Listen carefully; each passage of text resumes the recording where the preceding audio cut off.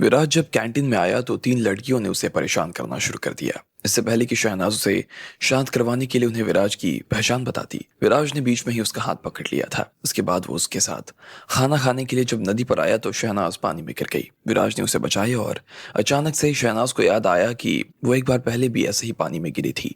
जैसे ही उसने विराज को थैंक यू बोला तो उसका जवाब सुनकर वो उसकी और भी ज्यादा मुरीद हो चुकी थी। इसके बाद दोनों ने खाना खत्म किया और विराज ने शहनाज को फिर से कॉलेज छोड़ दिया।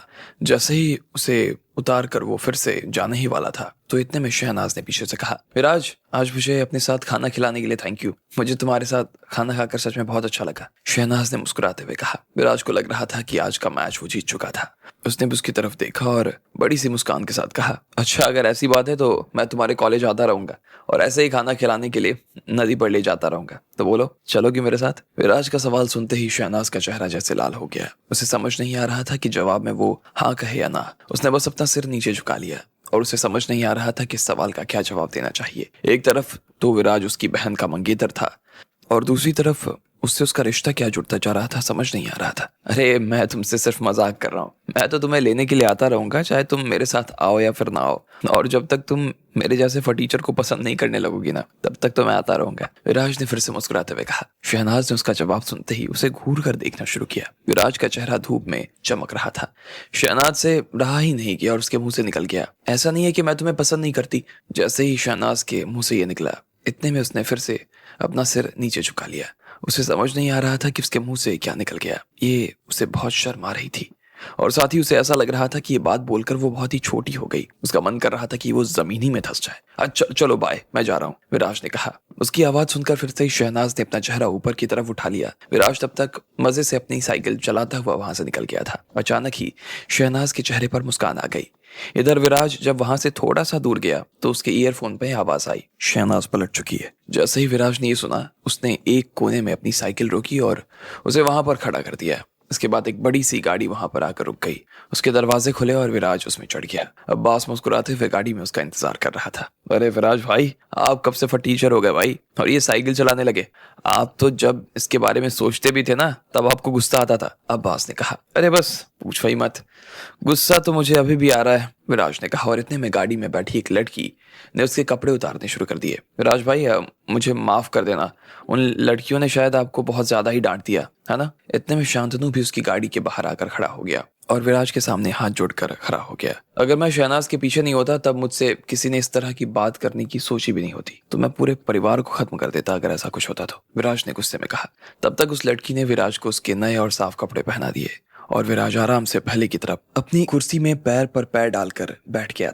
अब्बास ने फिर से उसकी तरफ देखा और मुस्कुराते हुए बोला, वैसे विराज भाई आपने शहनाज का चेहरा देखा था? उसे देखकर ये बात साफ समझ आ रही थी कि उसे आपसे प्यार हो गया है। अच्छा, वैसे तुम कह रहे थे ना कि शहनाज से प्यार कर पाना अपने आप में मुश्किल काम है। भाई शुरू शुरू में तो मुझे भी ऐसा ही लग रहा था, लेकिन आज सुबह से जब से मैं उसे मिला था ना तब से मुझे ऐसा लगने लगा कि ये इतना भी मुश्किल नहीं है जितना मैं सोच रहा था, विराज ने कहा। उसकी जीत पक्की हो चुकी थी, ऐसा उसे लग रहा था। अब्बास भी उसकी तरफ देखकर मुस्कुरा रहा था, लेकिन वो अपने मन ही मन ये कह रहा था, अगर मैंने तुझे डायरी नहीं दी होती ना तो तेरी भी हालत मेरी जैसी होती। समझे विराज भाई? शहनाज ने मुझे तो खाना पूरा करने से पहले ही मना कर दिया, लेकिन आज मेरी वजह से तू शहनाज कितने करीब आ पा रहा है और सब कुछ ठीक ठीक चल रहा है तो अगले 15 दिनों में शहनाज तेरी बाहों में होगी।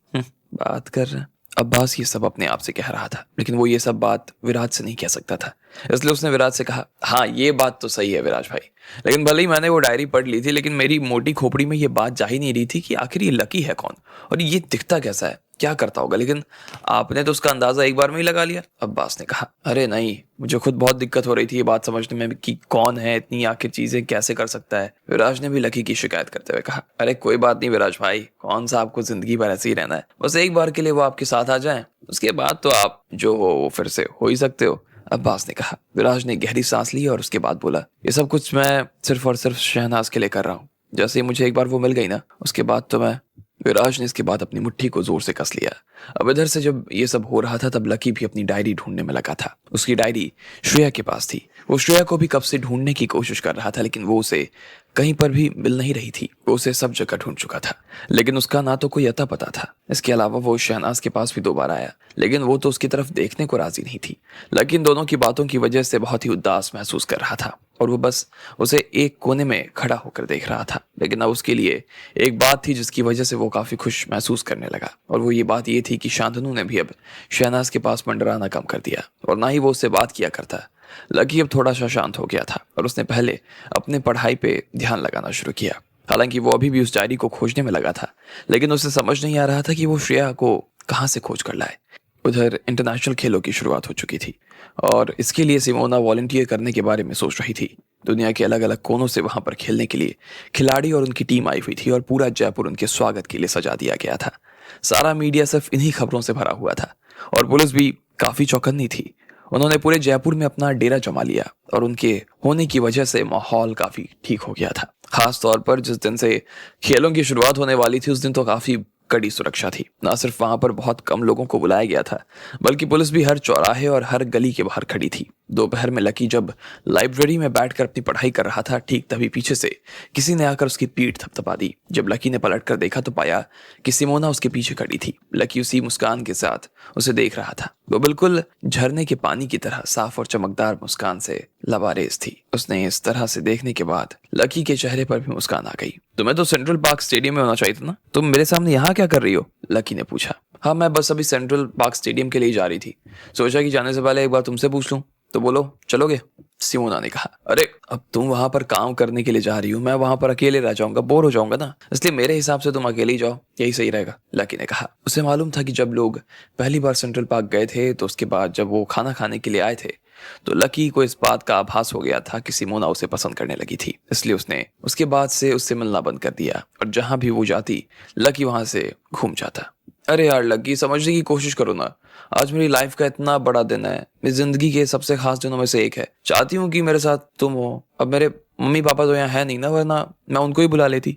अब अगर तुम भी मेरे साथ नहीं आओगे तो अकेला फील करूंगी यार, सिमोना ने कहा और उसकी आंखें लकी की ओर बड़ी उम्मीदों से देखने लगी। जब लकी को एहसास हुआ कि वो सच में कितनी अकेली महसूस कर रही थी तो उसने कहा, चलो ठीक है, मैं तुम्हारे साथ आता हूँ, कम से कम ओपनिंग सेरेमनी ही देख लूंगा, उसके बाद अगर खेलों में मजा आया तो वो भी देख लूंगा। सिमोना उसका जवाब सुनते ही काफी खुश हो गई और उसने मुस्कुराते हुए कहा, लेकिन लकी, मैं तो सिर्फ एक वॉलंटियर हूँ और मेरे पास कोई फ्री टिकट नहीं है। ऐसे में मैं तो दरवाजे पर ही खड़ी रह जाऊंगी और सेरेमनी नहीं देख पाऊंगी। तुम मेरे साथ चलोगे तो तुम्हें भी दरवाजे के बाहर ही खड़ा रहना पड़ेगा। क्या करोगे फिर? और क्या तुम अभी मेरे साथ आओगे?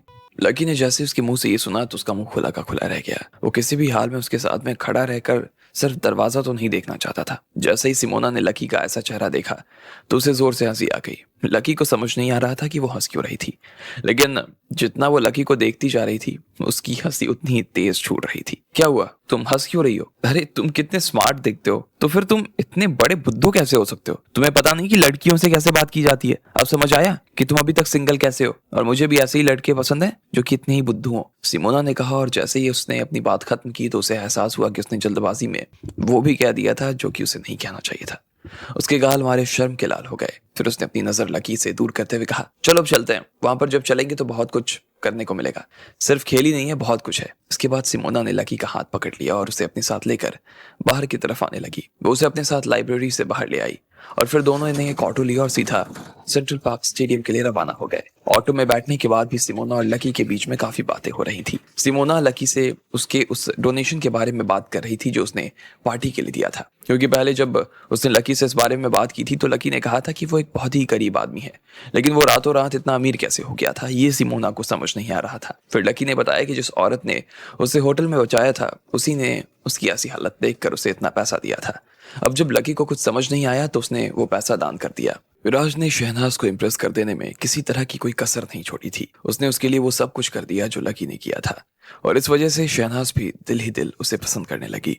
इधर लकी कब से श्रेया को ढूंढने की कोशिश में लगा था। वो उसे फोन भी लगा रहा था लेकिन वो उसका जवाब नहीं दे रही थी। इस दौरान खेलों का दिन आ गया और सिमोना लकी को अपने साथ लेकर सेंट्रल पार्क स्टेडियम आ गई। जब लकी ने उसे बताया कि उसने पैसे दान में क्यों दिए थे तो सिमोना के तो होश उड़ गए। अरे, तुम ऐसा सोच भी कैसे सकते हो कि सीधा 1 करोड़ दान कर दोगे? अगर तुम मुझे 1 करोड़ रुपए देते तो मैं तो सबसे पहले वो सारा पैसा अपने मम्मी पापा के पैरों में रख देती। उसके बाद मैं हम लोगों के लिए एक बढ़िया सा घर खरीदती और फिर उसमें ना आधा हिस्सा किराए पर चढ़ा देते। पता नहीं मेरी जिंदगी में वो दिन कब आएगा जब मैं और मेरा परिवार इतना सुकून से रह पाएंगे, सिमोना ने कहा और वो लकी के साथ में स्टेडियम में दाखिल हो गई। थोड़ी ही देर के अंदर वहां पर ओपनिंग सेरेमनी शुरू होने वाली थी।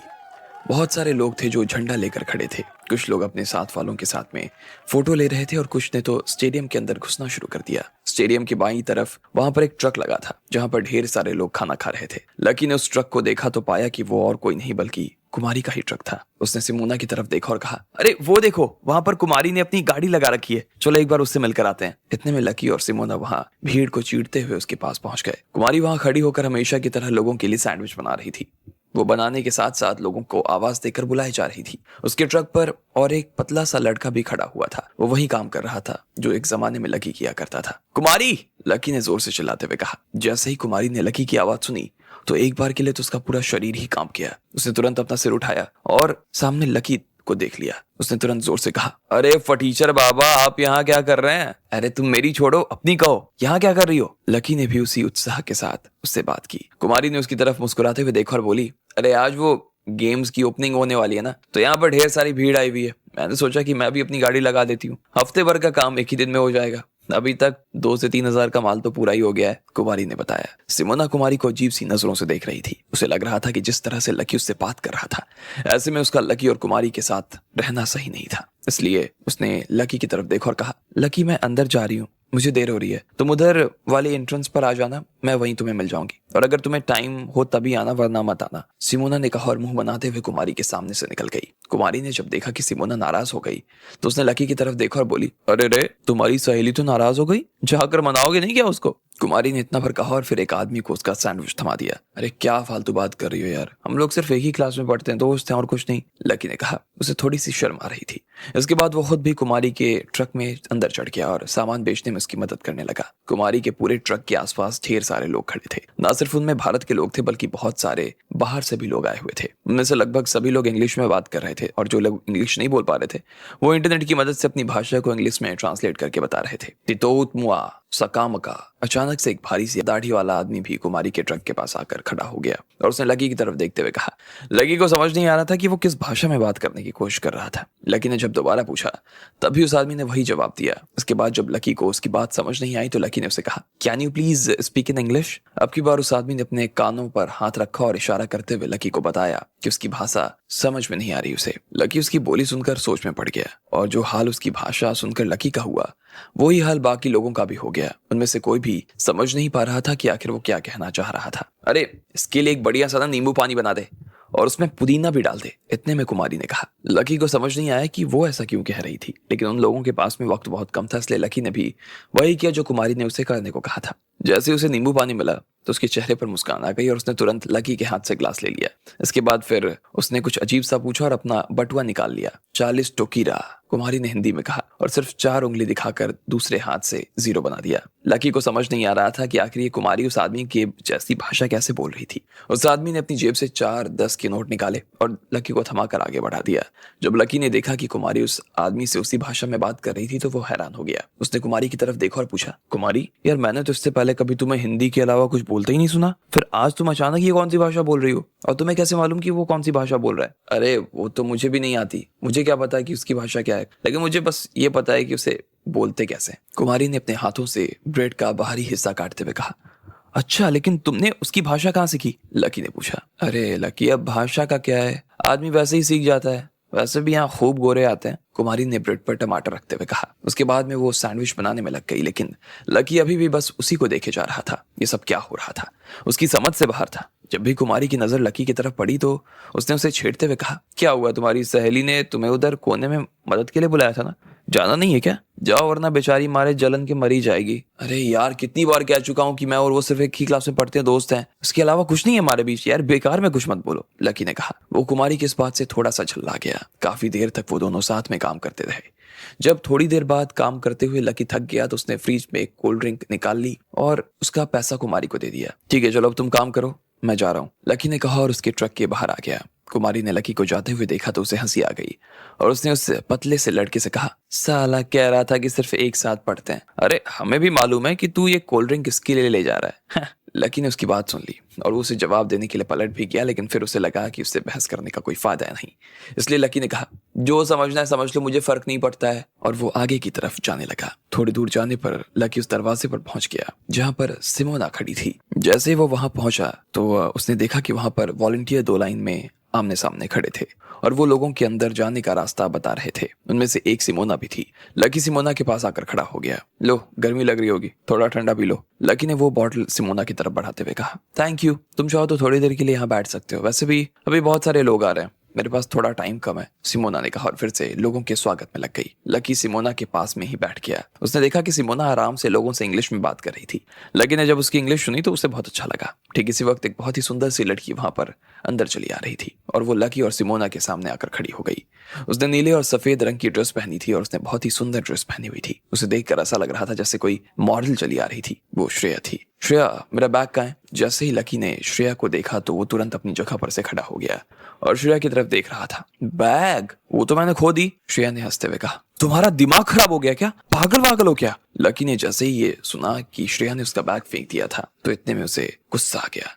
उसे ऐसा लग रहा था जैसे उसके दिल में किसी ने ठंडा खंजर फूंक दिया हो। अरे, तुम्हारी इतनी हिम्मत कैसे हुई कि तुम मुझे डांट सको? चलो मैं तुम्हें एक चीज बताती हूँ। और उस दिन बैग में ना एक डायरी भी थी। मैंने उस डायरी का ना पढ़ने के बाद एक एक पन्ना जला दिया, श्रेया ने कहा और जोर से हंसने लगी। वो मेरी सबसे जरूरी चीज थी और तुमने उसे जला दिया? दिमाग खराब है तुम्हारा, साली पागल औरत। जैसे उसे पता चला कि राधिका की पूरी डायरी राख हो चुकी थी तो वो ऊपर से नीचे तक थर्रा गया। उसे इतना गुस्सा आ रहा था कि उसने श्रेया को पकड़ा और उसके गाल पर तमाचे लगाने शुरू कर दिए। इतने में कुछ लोग लकी को पकड़ने के लिए आए और उससे श्रेया को छुड़वाने लगे। सिमोना ने भी लकी को श्रेया से छुड़वाने में मदद की। अरे लकी, छोड़ो उसे, वो गाइड है यहाँ पर, अगर तुम उसके ऊपर हाथ उठाओगे तो मुसीबत में पड़ जाओगे, ये लोग तुम्हें अंदर नहीं जाने देंगे। सिमोना ने बड़ी मुश्किल से उसे हटाया। लकी ने भी उसकी बात सुनने के बाद श्रेया को छोड़ दिया और उसे गुस्से में देखे जा रहा था। साले फटीचर, दो कौड़ी के आदमी, अब हाथ लगा ना मुझे। हाँ, बोल पाएगा, हाथ लगाएगा, साले हरामी, श्रेया ने कहा। जैसे ही लकी को बाकी लोगों ने रोक दिया तो इधर श्रेया को भी जान में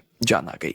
इसके बाद उसने गुस्से में सिमोना को देखा और एक भद्दी सी मुस्कान के साथ बोली, सिमोना, सिमोना, देखने में तो ऐसा लग रहा है ना कि आजकल मैं तुम्हारी दोस्त नहीं रही और लकी तुम्हारा दोस्त हो गया है। अब खैर, मैं तुम्हें समझाऊं भी तो क्या ही समझाऊं, तुम्हें मरना भी है तो मैं क्या ही कर सकती हूँ। जरा एक बार के लिए अपना हाल तो देखो, जबकि तुम तो खुद राजस्थान यूनिवर्सिटी में पढ़ाई कर रही हो, फिर भी तुम यहाँ पर एक छोटे से वॉलंटियर के रूप में काम कर रही हो। ऐसे दरवाजे के बाहर हाथ जोड़कर खड़ी हो और लोगों को आइए सर, नमस्ते सर कर रही हो। लेकिन याद रखना, मैं तुम्हारे जैसी नहीं हूँ और ना ही कभी होना चाहती हूँ। मैं यहाँ पर गाइड हूँ। मैं देखने वालों को नहीं, देखे जाने वालों को अपने साथ लेकर आती हूँ। इसके अलावा मुझे बड़ी बड़ी इंटरनेशनल टीम को भी लीड करने का मौका मिल रहा है और मैं टीवी पर भी आने वाली हूँ। और ये सब तुम्हें मिला अब्बास को मस्का लगाने के बाद, है ना? हाँ, लकी से रहा नहीं किया और उसने बीच में बोल दिया। लकी को सिमोना अपने साथ स्टेडियम ले आई थी, लेकिन जैसे उसने देखा कि कुमारी ने वहां पर ट्रक लगा रखा है तो वो उसके पास जाकर खड़ा हो गया और उसके साथ ट्रक पर काम करने लगा। थोड़ी देर बाद वो फिर से सिमोना के पास आ गया जो कि दरवाजे के पास खड़ी थी और इतने में वहां पर श्रेया आ गई। जब लकी ने उसे डायरी के बारे में पूछा तो श्रेया का उल्टा सा जवाब सुनकर उसे गुस्सा आ गया और वो उसे पीटना शुरू कर दिया। बड़ा मुश्किल था जब लोगों ने श्रेया को लकी से छुड़ाया। उल्टा श्रेया ने सिमोना को सुनाना शुरू कर दिया। लकी फिर से बीच में आ गया और उसकी बात सुनकर श्रेया जोर से भभकते हुए बोली, देखो, मुझे इस बात से कोई फर्क नहीं पड़ता कि मैं यहाँ पर कैसे आई हूँ और कैसे नहीं आई हूँ। जिसको मेरे बारे में जो सोचना है ना सोच सकता है।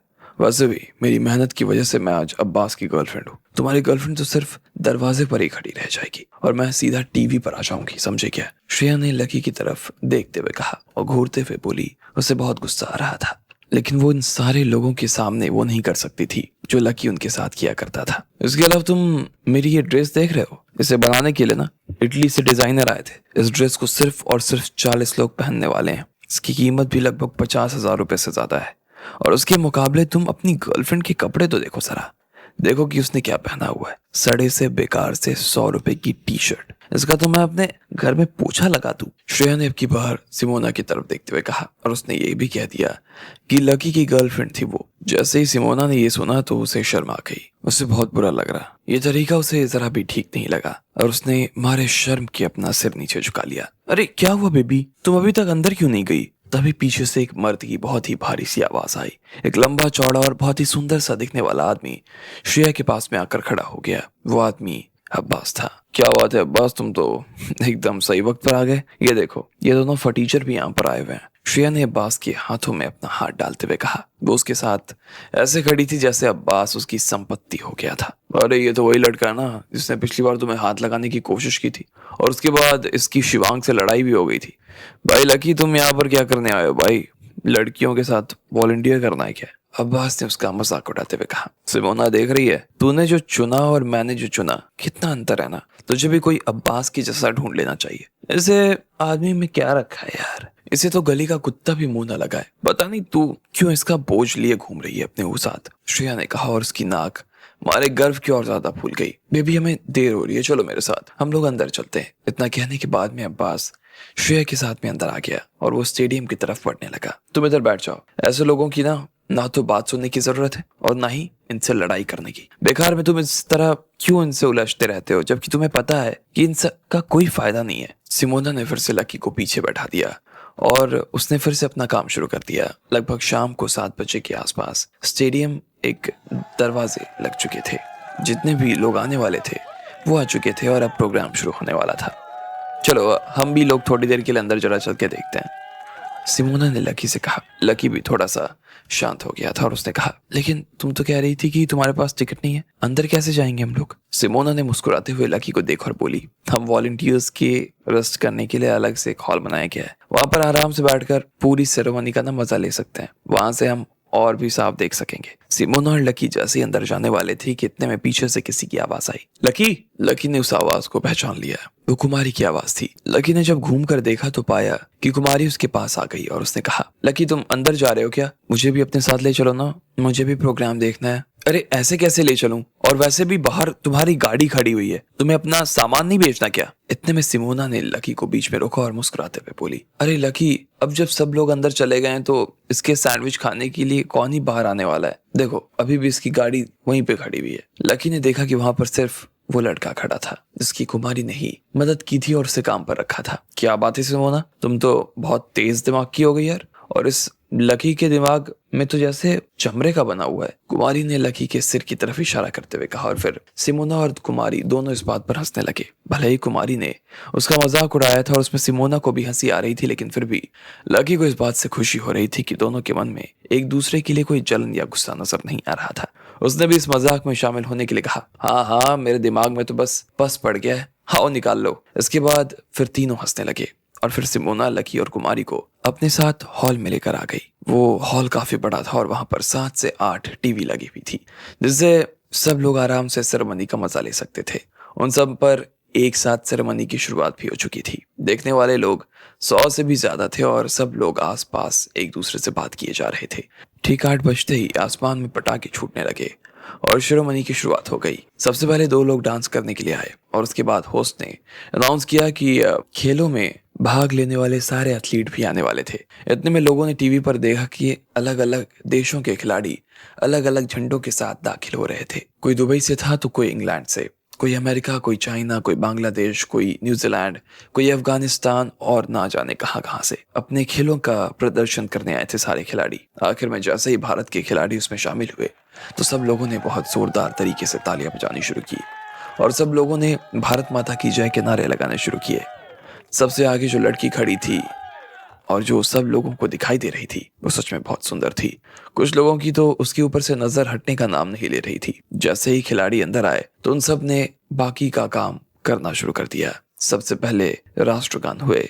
इधर देखने वाले भी सावधान मुद्रा में खड़े हो गए। लकी, सिमोना और कुमारी भी राष्ट्रगान के वक्त सदकर खड़े हो गए थे। तभी अचानक हॉल के पीछे किसी की आवाज आई, अब्बास, क्या मैं टीवी पर आई थी तो सुंदर लग रही थी? तब तक राष्ट्रगान खत्म हो चुका था और इस आवाज को सुनते ही लकी भी जैसे ढीला सा पड़ गया। उसने घूमकर देखा तो श्रेया वहां पर खड़ी थी और उसके साथ में अब्बास भी खड़ा था। लाइव में और असल में थोड़ी देर का अंतर था। लकी को इस बात का अंदाजा नहीं था। बहुत सुंदर लग रही थी, इतनी सुंदर कि मैं तो तुम्हारे ऊपर से अपनी नजर तक नहीं हटा पा रहा था।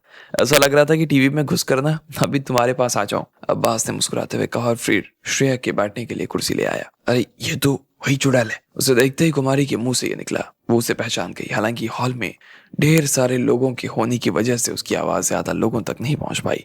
लकी ने भी उसके मुंह से इस तरह की बात सुनकर थोड़ा सा उसे पीछे कर दिया। इतने में बाकी लोगों ने देखा कि अब्बास वहां पर खड़ा था तो वो थोड़ा सा तन कर खड़े हो गए। जिस तरह से श्रेया उसके साथ में बैठी ही सबको इस बात का अंदाजा हो गया कि इन दोनों के बीच में कुछ ना कुछ तो चल रहा था और अब श्रेया भी उनके लिए किसी महारानी से कम नहीं थी। अरे अब्बास सर, ये आपकी गर्लफ्रेंड है क्या? बहुत खूबसूरत है। हाँ हाँ, मैंने अभी इन्हें टीवी पर देखा, ऐसा लग रहा था कि कोई हीरोइन है। अब्बास भाई, आप भी हमारे साथ में बाकी की सेरेमनी देखने के लिए यहाँ आए हो क्या? अब्बास ने सभी लोगों की बात सुनी और फिर सब लोगों की तरफ देखते हुए बोला, हाँ तुम लोगों ने सही पहचाना, मेरी गर्लफ्रेंड है ये, श्रेया नाम है इसका। मुझे लगता है कि इससे सुंदर लड़की पूरे जयपुर में दूसरी कोई नहीं है। अब्बास भी जानता था कि वो झूठ बोल रहा था, लेकिन सब लोगों के सामने इसके अलावा और कुछ कह भी क्या सकता था। ओहो, अब तो ये लोग भी देख रहे हैं। इतने में श्रेया की नजर लकी और सिमोना की तरफ पड़ गई। वो उसे घूरते हुए देख रही थी और फिर उसने अब्बास को खींचकर लकी और सिमोना की तरफ देखने के लिए कहा। इतने में ना जाने उसे क्या सूझा, वो अपनी जगह से खड़ी हुई लकी के पास गई। फिर उसने सिमोना की तरफ देखा और लकी और उसकी दोनों की तरफ देखते हुए बोली, क्या तुम्हें दिखाई नहीं दे रहा कि मैं और अब्बास अभी अभी अंदर आए? हर कोई खड़ा होकर हमें हेलो बोल रहा है और हमसे बात कर रहा है। तुम हो कि यहाँ पर बैठे हुए हो? हाँ तो तुम अंदर आई हो तो इसमें हम क्या करें, खड़े हो जाएं? कुमारी ने श्रेया की तरफ देखते हुए कहा और फिर से हंसने लगी। चाहे वो किसी की भी गर्लफ्रेंड हो, लेकिन कुमारी को इस बात से कोई घंटा फर्क नहीं पड़ता था। ना तो वो श्रेया को पसंद करती थी और ना ही कभी अपनी जिंदगी में करने वाली थी। अरे ओ सदी की शक्ल, खबरदार जो मुझसे इस तरह बात करने की सोची भी तो, श्रेया ने गुस्से में कहा और फिर आगे बोली, मैं यहाँ गाइड हूँ, मैं पहले अंदर आती हूँ और खिलाड़ी मेरे पीछे पीछे। मेरे आगे तो तू मेरी जूती के बराबर नहीं है, इसलिए जरा तमीज से बात कर, समझी ना? श्रेया ने चुटकी बजाते हुए कहा, लेकिन अभी भी वो रुकी नहीं थी। अब उसने अपने आसपास खड़े लोगों की तरफ देखा और बोली, देख रहे हो ना तुम लोग इन तीनों को? इनमें से दो तो ऐसे हैं जिनके साथ मैं बचपन से पढ़ती आई हूँ। अब ये लोग राजस्थान यूनिवर्सिटी जैसी अच्छी यूनिवर्सिटी में पढ़ाई करने के लिए आए हैं, लेकिन वो कहते हैं ना कि एक मछली पूरे तालाब को गंदा कर देती है। तो बस इस फटीचर ने भी मेरी दोस्त के साथ वही किया, खुद जैसा ही बना दिया इसको। ये लोग अब यहाँ पैसा कमाने के लिए आए हैं और ये जो भद्दी सी शक्ल लिए तुम्हें देख रही है ना, इससे तो भगवान ही बचाए।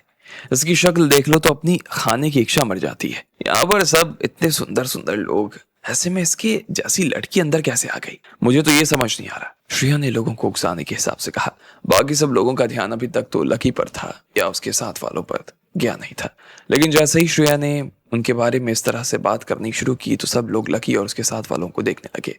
लकी, कुमारी और सिमोना तीनों आराम से बैठकर अपनी सेरेमनी देख रहे थे। उन्हें मालूम नहीं था कि पीछे से श्रेया और अब्बास वहां पहुंच चुके थे। जैसे ही वो लोग वहां पर आए और श्रेया की नजर उन तीनों पर पड़ी तो उसने फिर से उन लोगों को सुनाना शुरू कर दिया और साथ ही बाकी लोगों को भी उनके खिलाफ भड़काना शुरू कर दिया। वो चाहती थी कि वो लोग उन्हें बाहर निकाल दें, लेकिन उनमें से ज्यादातर लोग अभी भी कॉलेज में पढ़ाई कर रहे थे और ऐसे में वो खुद भी लकी के सामने इस तरह का काम नहीं कर सकते थे। ऐसे में श्रेया को फिर से गुस्सा आया और उसने अब्बास की तरफ देखते हुए कहा, अब्बास तुम अभी के अभी इन तीनों को यहाँ से बाहर निकाल के फेंको, ये लोग हमारी जरा भी इज्जत नहीं करते हैं। श्रेया ने अपना हाथ अब्बास के गले में डालते हुए कहा, देखो मेरी बात सुनो आप सब, ये लोग जो आपके सामने खड़े हैं ना, ये लोग अच्छे नहीं है, बिल्कुल भी अच्छे नहीं है। इस लड़के ने मेरी गर्लफ्रेंड का हाथ पकड़ने की कोशिश की और उसे अपने साथ ले जाने की भी कोशिश की। वो तो मैं सही मौके पर मौजूद था, इसलिए मैंने इसे पकड़ लिया, वरना पता नहीं क्या कर लेता ये। और ये जो लड़की इसके साथ खड़ी है ना, एक जमाने में ये मेरी गर्लफ्रेंड की बहुत अच्छी दोस्त हुआ करती थी, लेकिन पता नहीं इसे क्या हुआ है, बेकार से लड़के से बात की जा रही है और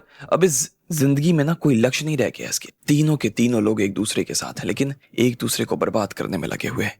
ऐसे में तो ये लोग बिल्कुल नहीं चाहते होंगे कि इस तरह के लोगों के साथ कोई और रहे। हम लोगों के बीच ये खड़े हैं, ये हमारी तौहीन हो रही है, अब्बास ने जोर से कहा। जैसे ही सब लोगों ने अब्बास की बात सुनी तो उन्हें ऐसा लगा जैसे वो अंदर तक जोश से भर गए थे। अरे इसके कपड़े तो देखो कैसे फटे हुए दिख रहे हैं, हो सकता है ये पढ़ाई में थोड़ा ठीक ठाक होगा और इसलिए यहाँ पर आ गया है, लेकिन इसने इस लड़की को तो पूरी तरीके से बेवकूफ बना दिया। और ये लड़की भी तो बेवकूफी है, इसे एक बार जरा देखो तो, ये देखने में कितनी सुंदर है, लेकिन फिर भी ये ऐसे लड़की के साथ क्या कर रही है? मुझे तो ये समझ नहीं आ रहा। गूंगा गा रहा है और बहरे नाच रहे हैं भाई साहब। लकी को इस बात पर सुनते ही गुस्सा आ गया और उसने कहा, तुम लोगों को ना इनकी बातों पर ध्यान देने की जरूरत नहीं है, मेरी और इन लोगों की बस बनती नहीं है, इसलिए ये लोग मेरे बारे में और मेरे दोस्तों के बारे में इस तरह की बात कर रहे हैं। अबे जा, क्या बकवास कर रहा है? खा कसम उस दिन तूने मेरा वहां होटल में हाथ नहीं पकड़ा था, तुझे याद नहीं आ रहा है? तो मैं याद दिला देती हूँ, सीसीटीवी दिखाऊं क्या? श्रेया ने कहा, मैंने तुम्हारा हाथ सिर्फ इसलिए पकड़ा था क्योंकि लकी से पहले ठीक से अपनी बात को समझा पाता कि उससे पहले ही अब्बास ने उसे बीच में रोक दिया और उसकी बात को काटते हुए बोला, देखा ना आप लोगों ने, सुनी ना इसकी बात? ये आदमी खुद अपने मुंह से इस चीज को एक्सेप्ट कर रहा है कि इसने मेरी गर्लफ्रेंड का हाथ पकड़ा था। अब जब मैं आप लोगों को कह रहा हूँ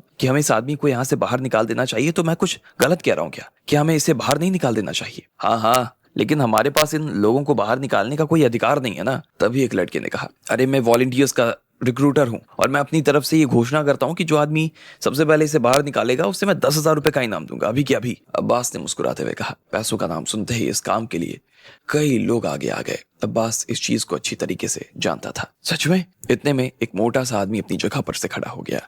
उसे लग रहा था कि ये तो 10,000 रुपए का इनाम पा सकता था, इसलिए उसने अपनी जगह पर से खड़े होकर जोर से चिल्लाते हुए कहा, तो फिर मैं ही आता हूँ। बाकी लोगों ने जैसे ही उद्घोष सुना तो उन्हें लगा कि ये मोटा आदमी अकेला ही सारा इनाम खाने की फिराक में था और बाकी के लोग ऐसा होने नहीं दे सकते थे। उन्होंने भी तुरंत अपनी जगह पर से चिल्लाते हुए कहा, नहीं नहीं, मैं भी कर सकता हूँ। अरे हाँ हाँ, मैं भी कर सकता हूँ, मुझे भी करना है। और इतने में 10 से भी ज्यादा लोग लकी की दिशा में आगे बढ़ गए। अरे पागल हो गए हो क्या? क्या कर रहे हो? हट जाओ यहाँ से, कुमारी ने जोर से चिल्लाते हुए कहा। सिमोना को भी काफी डर लग रहा था। उसने लकी का हाथ अपने हाथ में लिया और धीरे से फुसफुसाते हुए बोली, लकी अब क्या करना है? लकी ने जैसे ही उसका ये सवाल सुना तो वो उन दोनों लड़कियों के सामने आकर खड़ा हो गया। वो दोनों उसके पीछे थे और लकी ने पास में रखा हुआ एक स्टूल अपने हाथ में उठा लिया। जैसे ही वो लोग उसकी तरफ आगे बढ़ने लगे तो उसने वो स्टूल जोरों से हवा में लहराना शुरू कर दिया।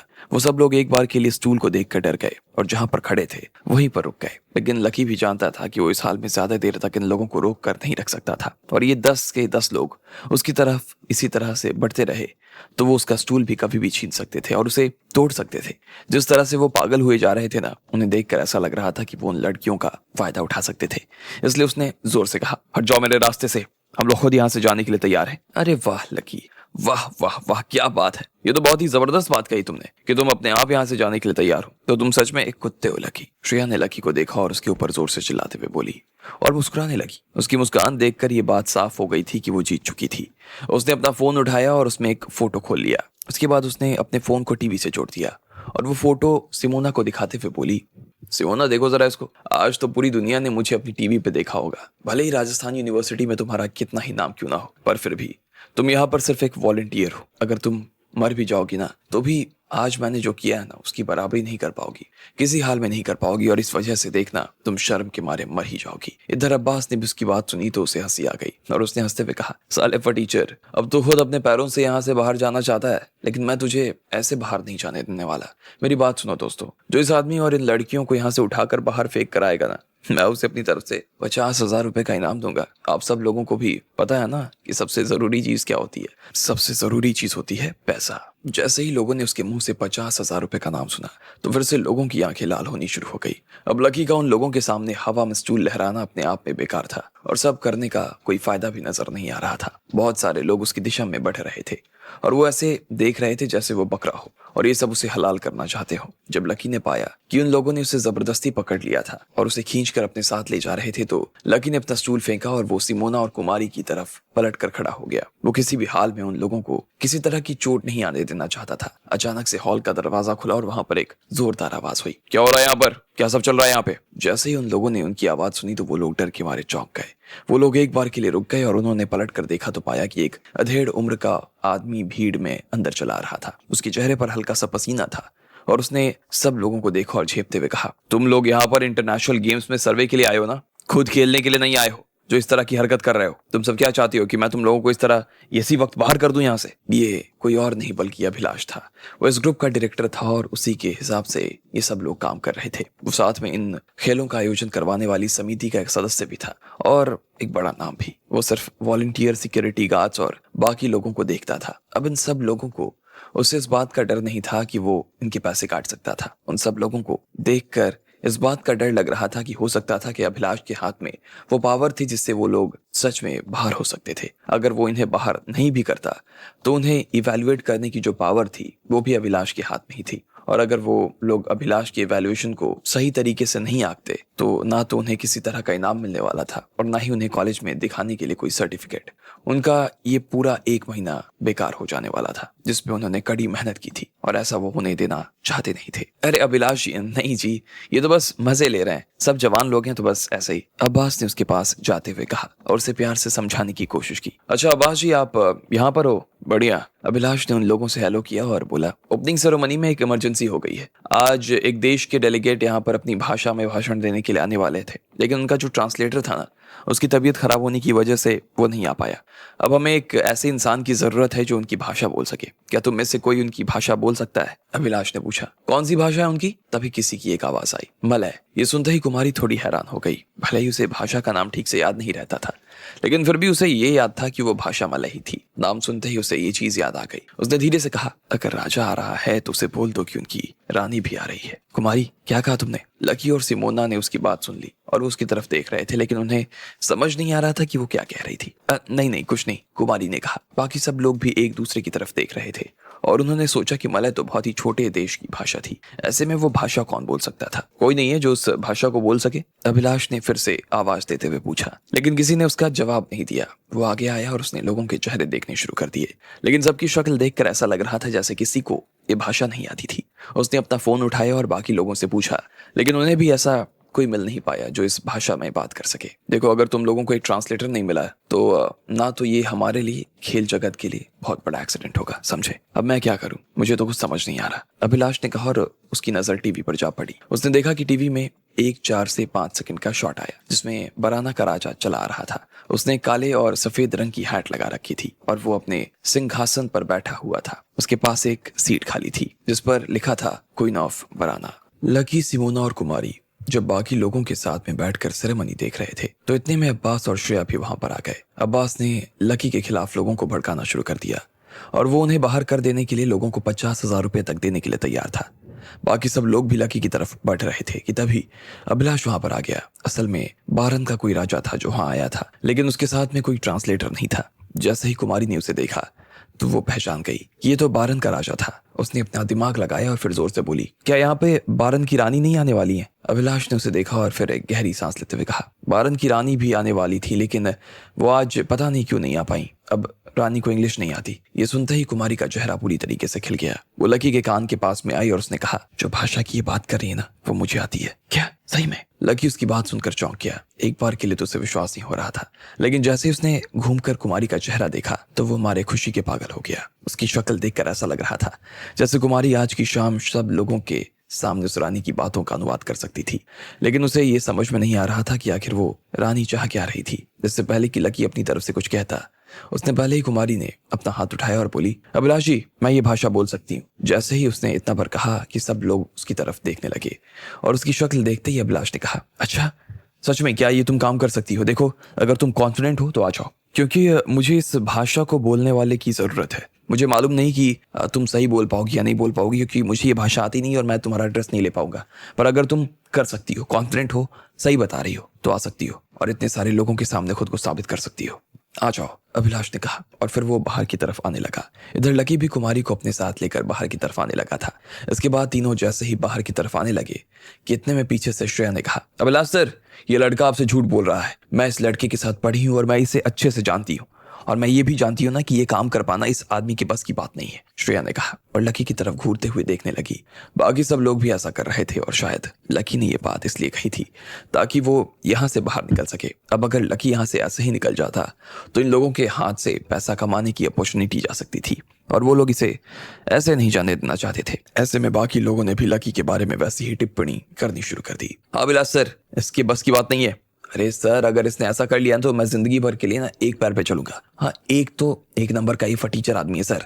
इसे ठीक से इंग्लिश पढ़नी नहीं आती होगी और ये लड़का खुद की कोई पढ़ी लिखी इसकी हैसियत नहीं। ऐसे में ये दूसरी भाषा कैसे बोल सकता है? हम इसे ऐसे झूठ बोल कर ना यहाँ से जाने नहीं देने वाले सर। अब अभिलाष के मन में भी लकी के लिए शक पैदा हो गया।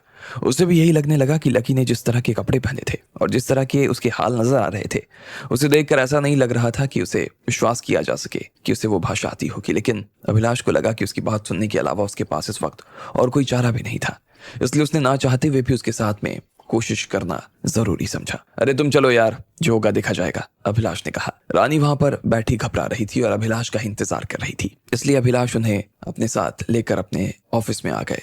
अब जैसे ही उनके डायरेक्टर ने अभिलाष को कुमारी और लकी के साथ देखा तो एक बार के लिए उनका दिमाग खराब हो गया। लेकिन फिर जब अभिलाष ने बताया कि वो मलय बोल सकती थी तो खुशी के मारे उछल पड़े। उसने लकी और कुमारी को अपने साथ में खींचा और कुछ लोगों से मिलवाने लगे। जी नहीं, आप गलत समझ रहे हैं, असल में मैं वो भाषा नहीं बोल पाता हूँ, लकी ने शर्माते हुए कहा। क्या तुम नहीं बोल सकते हो तो तुम फिर यहाँ क्या कर रहे हो? डायरेक्टर का सारा गुस्सा उसकी नाक पर आकर बैठ गया। इतने में लकी ने उसे शांत करवाने के लिए कहा, अरे नहीं सर, आपको गुस्सा होने की जरूरत नहीं है। मेरे साथ जो ये लड़की है ना, ये बोल सकती है, लकी ने कहा और फिर कुमारी को उनके सामने लाकर खड़ा कर दिया। कुमारी और रानी के साथ में आए हुए लोगों ने उस भाषा में एक दूसरे से बात की और उन लोगों की बात सुनकर अभिलाष और उस डायरेक्टर की जान में जान आ गई और वो लोग पागलों की तरह हंसने लगे। अब ऐसे में कुमारी ने उस डायरेक्टर की तरफ देखा और कहा, मैं आपको ये बता सकती हूँ कि वो क्या कह रहे हैं, लेकिन मैं कैमरे के सामने आकर खड़ी नहीं हो सकती। हम लोग चाहें तो ऐसा कर सकते हैं कि मैं पीछे से हिंदी में बोल दूं और कैमरे के सामने उसे कोई और आकर बोल दे। क्या क्या बोलते हैं, सही रहेगा ये? डायरेक्टर ने कुमारी की बात को थोड़ी देर के लिए सोचा और फिर उसने कहा, हाँ ऐसा हो सकता है। वो भी इस बात के लिए राजी हो गया क्योंकि उसके हिसाब से कुमारी भी अच्छी नहीं लगती थी और अगर वो उसके सामने टीवी पर आते तो लोग उन्हें पसंद नहीं करते और उनकी बदनामी भी होती। इसलिए कुमारी ने जो सुझाव दिया था वो उन लोगों को सही लगा। डायरेक्टर, मुझे लगता है कि आप जिस इंग्लिश बोलने वाली लड़की को ढूंढ रहे हैं ना, मेरे पास वो लड़की भी है। मेरी एक दोस्त है जो इस मामले में मदद कर सकती है। लकी ने उस डायरेक्टर की तरफ देखते हुए कहा। जब उसे याद आया कि किस तरह से श्रेया ने अभी सिमोना की फजीहत की थी, लकी को लग रहा था कि ये बहुत अच्छा मौका था कि सिमोना उसे उसी की भाषा में पलट कर जवाब दे। अच्छा ठीक है, तो उसे भी बुला लो, डायरेक्टर ने कहा। उसे भी मालूम था कि उसके पास में ज्यादा वक्त नहीं था। ऐसे में जो लकी कह रहा था वो सही कह रहा था। लकी तुरंत फिर से हॉल में गया और वहां से सिमोना को बुला लाया। उन दोनों ने फिर से अपने कपड़े बदले और थोड़ा सा मेकअप करके स्टेज पर पहुंच गए। इधर कुमारी ने भी मैस्कॉट के कपड़े पहन लिए थे ताकि उसका चेहरा लोगों के सामने ना आ पाए। उसने किसी शेर के जैसे कपड़े पहने थे। थोड़ी ही देर के बाद वो राजा अपने भाषण देने के लिए आ गया और डायरेक्टर ने अपने लोगों को बोल दिया कि वो लकी और उसके लोगों को राजा के पास जाकर खड़ा कर दे। जब लकी वहां पहुंचा तो दंग रह गया। उन दोनों लड़कियों के पीछे रहने में लकी को भी बहुत मजा आ रहा था। वो अपने आप में बहुत खुश महसूस कर रहा था। ढेर सारे लोगों के बड़े बड़े नेता और राजा वहां पर खड़े थे और लकी उन्हें बस देखे जा रहा था। उससे विश्वास नहीं हो रहा था कि वो जो देख रहा था क्या वो सच था या नहीं। होस्ट ने एक नेता का भाषण खत्म हो जाने के बाद उस राजा को स्टेज पर बुला लिया। जैसे ही उसका नाम आया तो सब लोगों ने पागलों की तरह तालियां बजानी शुरू कर दी। अपना नाम सुनते ही वो राजा खड़ा हो गया। लकी और सिमोना उसे देखकर थोड़ा सा हिचके। कुमारी, जिसने शेर के जैसे कपड़े पहने थे, उसने धीरे से लकी को हाथ लगा दिया। इतने में लकी ने भी उसकी बात का जवाब दिया। राजा पोडियम पर आया और उसने भाषण शुरू किया। वो जब बोल रहा था तो लोगों की नजर उसके ऊपर से हटी नहीं रही थी। सब लोग उसकी भारी सी आवाज और दमदार भाषण के मुरीद हो चुके थे, लेकिन क्योंकि वो अपनी भाषण में बात कर रहा था इसलिए कोई भी उसकी बात समझ नहीं पा रहा था। लकी जो कि पीछे खड़ा था, उससे कुमारी की आवाज आनी शुरू हो गई। नमस्कार, मैं यहाँ आपके देश भारत आकर बहुत खुश महसूस कर रहा हूँ। लकी ने इधर से कुमारी द्वारा कही गई इस लाइन को हिंदी में अनुवाद करके दोहरा दिया। साथ ही सिमोना ने दूसरी तरफ उसे इंग्लिश में दोहरा दिया। जैसे ही लोगों ने उस लाइन को सुना तो उन्हें खुशी महसूस होने लगी और उन्होंने जोरदार तालियां बजानी शुरू कर दी। उनकी तालियां सुनते ही लकी और सिमोना की जान में जान आई। अब वो खुद भी बहुत ध्यान से सुन रहे थे कि वो राजा क्या कह रहा था। धीरे धीरे कुमारी की मदद से लकी और सिमोना ने उनके भाषण की भाषा बदलकर लोगों तक पहुंचाना शुरू कर दिया और उनका काम सच में काफी अच्छा लग रहा था। इधर हॉल में जैसे ही लोगों ने देखा कि अब लकी और सिमोना टीवी पर आए हुए थे तो सब लोगों के होश उड़ गए। उन्हें इस बात पर विश्वास ही नहीं हो रहा था कि जो लोग देख रहे थे वो सच था। श्रेया की आंखें तो खुली की खुली रह गई थी और अब उन्हें चाहकर भी वो बंद नहीं कर पा रही थी। उसे समझ नहीं आ रहा था कि ये जो हो रहा था ये कैसे हो रहा था और बस वो किसी बुत की तरह टीवी को देखे जा रही थी। जब तक लकी ने अपना मुंह नहीं खोला था तब तक श्रेया को विश्वास नहीं हुआ कि वो मलय भी बोल सकता था, लेकिन जैसे ही उसने मलय बोला श्रेया का मुंह तो खुला का खुला रह गया। लेकिन उसमें भी एक चीज पकड़ ली थी। जैसे ही राजा अपनी बात खत्म कर रहा था उसके तुरंत बाद लकी उसे हिंदी में नहीं बदल पा रहा था। उसे थोड़ी देर लग रही थी और श्रेया के हिसाब से ये पूरे देश के लिए एक शर्मनाक बात थी। न सिर्फ भारत के लिए बल्कि ये पूरे दुनिया के लिए शर्मनाक था। उसे तो यहाँ तक लगने लगा कि इस चीज का असर दोनों देशों के रिश्ते पर भी पड़ सकता था। श्रेया के हिसाब से ये जो कुछ हो रहा था ये किसी गुनाह से कम नहीं था और जैसे ही उसे ये पता चला तो वो अपने दिल में हंसने लगी। उसके हिसाब से इस दुनिया में आज तक उसने लकी से बड़ा और कोई बेवकूफ नहीं देखा और उसकी बेवकूफी में सिमोना भी उसका साथ दे रही थी। ये बात श्रेया को और ज्यादा खल रही थी। श्रेया ने अपने मन में पूरी रूपरेखा बना ली थी जिसके जरिए वो सिमोना और लकी को जेल भिजवा देने वाली थी। लेकिन जब बाकी लोगों ने देखा कि लकी उस राजा की भाषा का अनुवाद कर रहा था तो उनके कान खुले के खुले रह गए। सब लोग ये देखकर आपस में बात कर रहे थे कि तभी श्रेया का शरीर सुन पड़ गया। जब उसने लोगों से बात करते सुना कि सच में लकी ही उसकी भाषा का अनुवाद कर रहा था तो एक बार के लिए उसे लगा कि क्या सच में लकी ही उसकी भाषा का अनुवाद कर रहा था। उसे कुछ समझ नहीं आ रहा था, ऐसा आखिर कैसे हो सकता था। उसने ये भाषा कब सीख ली? वो तो उसे इतने सालों से जानती थी और उसे देखकर तो उसे कभी नहीं लगा कि वो उस भाषा को सीख सकता था। 2 साल में वैसे भी कोई इतनी मुश्किल भाषा को कोई इतनी अच्छे से कैसे सीख सकता था। बाकी लोगों ने देखा अब कैमरा लकी और सिमोना पर से हट गया और वो सिर्फ राजा पर ही रह गया था। उसे देखते ही लोग समझ गए कि लकी और सिमोना अंदर आने वाले थे। क्या गजब लोग है ना, कितने अच्छे से उस राजा की भाषा बोल रहे थे और कैमरा भी पूरे टाइम उन पर ही लगा हुआ था। पूरे देश ने उन दोनों को देखा होगा। मुझे तो उनसे जलन हो रही है यार। हम तो इन्हें बाहर निकालने की सोच रहे थे और देखो इन्होंने हमारी नाक बचा ली। सब लोगों के सुर अब बदल चुके थे। लकी और सिमोना स्टेज पर आ चुके थे। पीछे से कुमारी भी शेर जैसे कपड़े पहनकर वहां आ गई। जैसे ही राजा ने अपना भाषण शुरू किया तो उन लोगों ने उसके भाषण को हिंदी और इंग्लिश में अनुवाद करना शुरू कर दिया। अब ये देखकर हॉल में खड़े सारे लोगों के तो होश उड़ गए। उन्हें देखकर ये महसूस ही नहीं हो रहा था कि क्या सच में लकी ऐसा कर सकता था। लेकिन जब श्रेया ने उसे देखा तो उसे लगा कि लकी ने यह सब किसी चालाकी से किया था और इसलिए वो उसे जेल भी भिजवाने के लिए तैयार थी। पर जब उसने लोगों की बात सुनी तो वो भी एक बार के लिए अपने ही शक के ऊपर शक करने लगी। उसके चेहरे पर उसकी उदासी साफ नजर आ रही थी। कहा तो अभी तक सब लोग उसे बड़ी खुशी के साथ देख रहे थे और कहा अब उसे कोई भाव तक नहीं दे रहा था। वो तो ये कह रहे थे कि लकी और सिमोना के मुकाबले श्रेया कुछ भी नहीं थी। लेकिन श्रेया के लिए तो वो फटीचर ही था ना। वो इतनी आसानी से उन्हें अपनी जगह नहीं दे सकती थी। मगर उसे समझ में भी नहीं आ रहा था कि वो करे तो क्या करे। इसमें इतनी बड़ी बात क्या है। उन्होंने सिर्फ एक छोटे से देश के राजा के लिए ट्रांसलेशन का काम ही तो किया था। ये कोई और भी कर सकता था, श्रेया ने बड़बड़ाते हुए कहा। ठीक इसी वक्त लकी और सिमोना का काम खत्म हो गया। वो राजा अब दूसरे देशों के नेताओं से बात कर रहा था और उसने उस बीच लकी की तरफ अपना अंगूठा दिखा दिया। उसकी शक्ल देखकर लग रहा था कि वो लकी के किए गए अनुवाद से काफी खुश नजर आ रहा था। अब की बार जब टीवी पर यह चीज आई तो देखने वालों की आंखें तो और ज्यादा बड़ी हो गई। अरे बाप रे, देखा तुमने, उस राजा ने लकी को अंगूठा दिखाया। ओहो क्या बात है यार, ये तो कमाल ही हो गया। मुझे देखने दो, मुझे देखने दो। मुझे तो लगता है ना कि ये लड़का बहुत आगे जाएगा। हो सकता है कि राजा अपने साथ वाले को हटाकर इसे अपने साथ रख ले यार। श्रेया भी उस राजा के अंगूठे को देखकर दंग रह गई। इससे पहले जब उसने ये देखा कि लकी किसी के लिए अनुवाद कर रहा था तो उसे ऐसा लगा जैसे वो उसे थोड़ा सा ही बेहतर था। लेकिन जैसे ही उस आदमी ने उसे अंगूठा दिखाया और फिर से उससे हाथ भी मिला लिया तो श्रेया को ऐसा लगने लगा जैसे उसे अभी के अभी जमीन में धंस जाना चाहिए। उसके बाद सिमोना, लकी और कुमारी को स्टेज पर से नीचे उतार लिया गया और उन्हें सीधा डायरेक्टर के ऑफिस में ले जाया गया। वहां डायरेक्टर के ऑफिस में लगभग 20 से ज्यादा लोग खड़े थे और वो सभी मुस्कुराते हुए उन तीनों के लिए तालियां बजा रहे थे। उनमें से जो चीफ डायरेक्टर था वो लकी के पास जाकर खड़ा हुआ और उसने लकी से हाथ मिलाया। थैंक यू सो मच, आज तुम नहीं होते ना तो ना जाने हमारा क्या होता। शायद पूरे देश के सामने हमारा कबाड़ा हो जाता, पूरी तरीके से कबाड़ा। तुमने जो आज काम किया ना मेरे लिए, उसे मैं जिंदगी भर नहीं भूलने वाला हूँ। अरे इसमें थैंक यू की क्या बात है सर, मैं तो बस आपकी मदद करना चाहता था और मैंने तो इसमें कुछ किया भी नहीं है। अगर आपको किसी को थैंक यू बोलना है तो आप कुमारी को बोल सकते हैं। अगर ये नहीं होती तो आज हम कुछ नहीं कर सकते थे। हाँ डायरेक्टर साहब सही तो कह रहा है, सारी बात तो मैंने बताई और आप इसको थैंक यू बोल रहे हैं। आपको तो मुझे थैंक यू बोलना चाहिए ना। कुमारी ने भी लकी को एक तरफ धक्का देते हुए कहा और फिर डायरेक्टर के सामने आकर खड़ी हो गई। इसके बाद वो जोर से मुस्कुराई और बोली, वैसे अगर आपको मुझे थैंक यू बोलना ही है ना तो बाहर मैंने अपनी खाने की गाड़ी लगाई हुई है। आप चाहो तो लोगों को उसके बारे में बताकर ना मेरा ऐड कर सकते हो और चाहो तो वहां पर आकर खा भी सकते हो, कुमारी ने कहा और फिर अपने दोनों हाथ आगे की तरफ बांध कर खड़ी हो गई। अरे बिल्कुल बिल्कुल, इसमें भी कोई कहने की बात है भाई। जैसे ही हमारी सेरेमनी खत्म हो जाएगी ना उसके बाद हम सब लोग आकर खाने के लिए कुमारी जी के ट्रक पर जाएंगे और ढेर सारा खाना खाएंगे। डायरेक्टर ने भी हंसते हुए कहा। जिस तरह से कुमारी उसकी बात सुन रही थी और उससे बात कर रही थी उससे ना सिर्फ डायरेक्टर बल्कि सभी लोग खुश हो गए थे और सब लोगों ने जोर से चिल्लाते हुए हाँ भी कर दी। वो लोग लकी को भी अपने साथ में ले जाने के बारे में सोच रहे थे लेकिन लकी उनके साथ नहीं आना चाहता था। उसे और भी कुछ काम थे इसलिए उसने मना कर दिया और वो चुपचाप बाहर आ गया। अरे अब मेरा बैग तो हॉल में ही रह गया। लकी सिमोना को लेकर स्टेडियम से बाहर जाने वाला था लेकिन अचानक से सिमोना को याद आया कि वो जल्दबाजी में बैग लेना भूल गई थी। चलो तुम चलो, मैं लेकर आता हूँ, तुम दोनों मेरा यहीं पर इंतजार करना, लकी ने कहा। उसने सिमोना को और कुमारी को दरवाजे पर ही छोड़ दिया।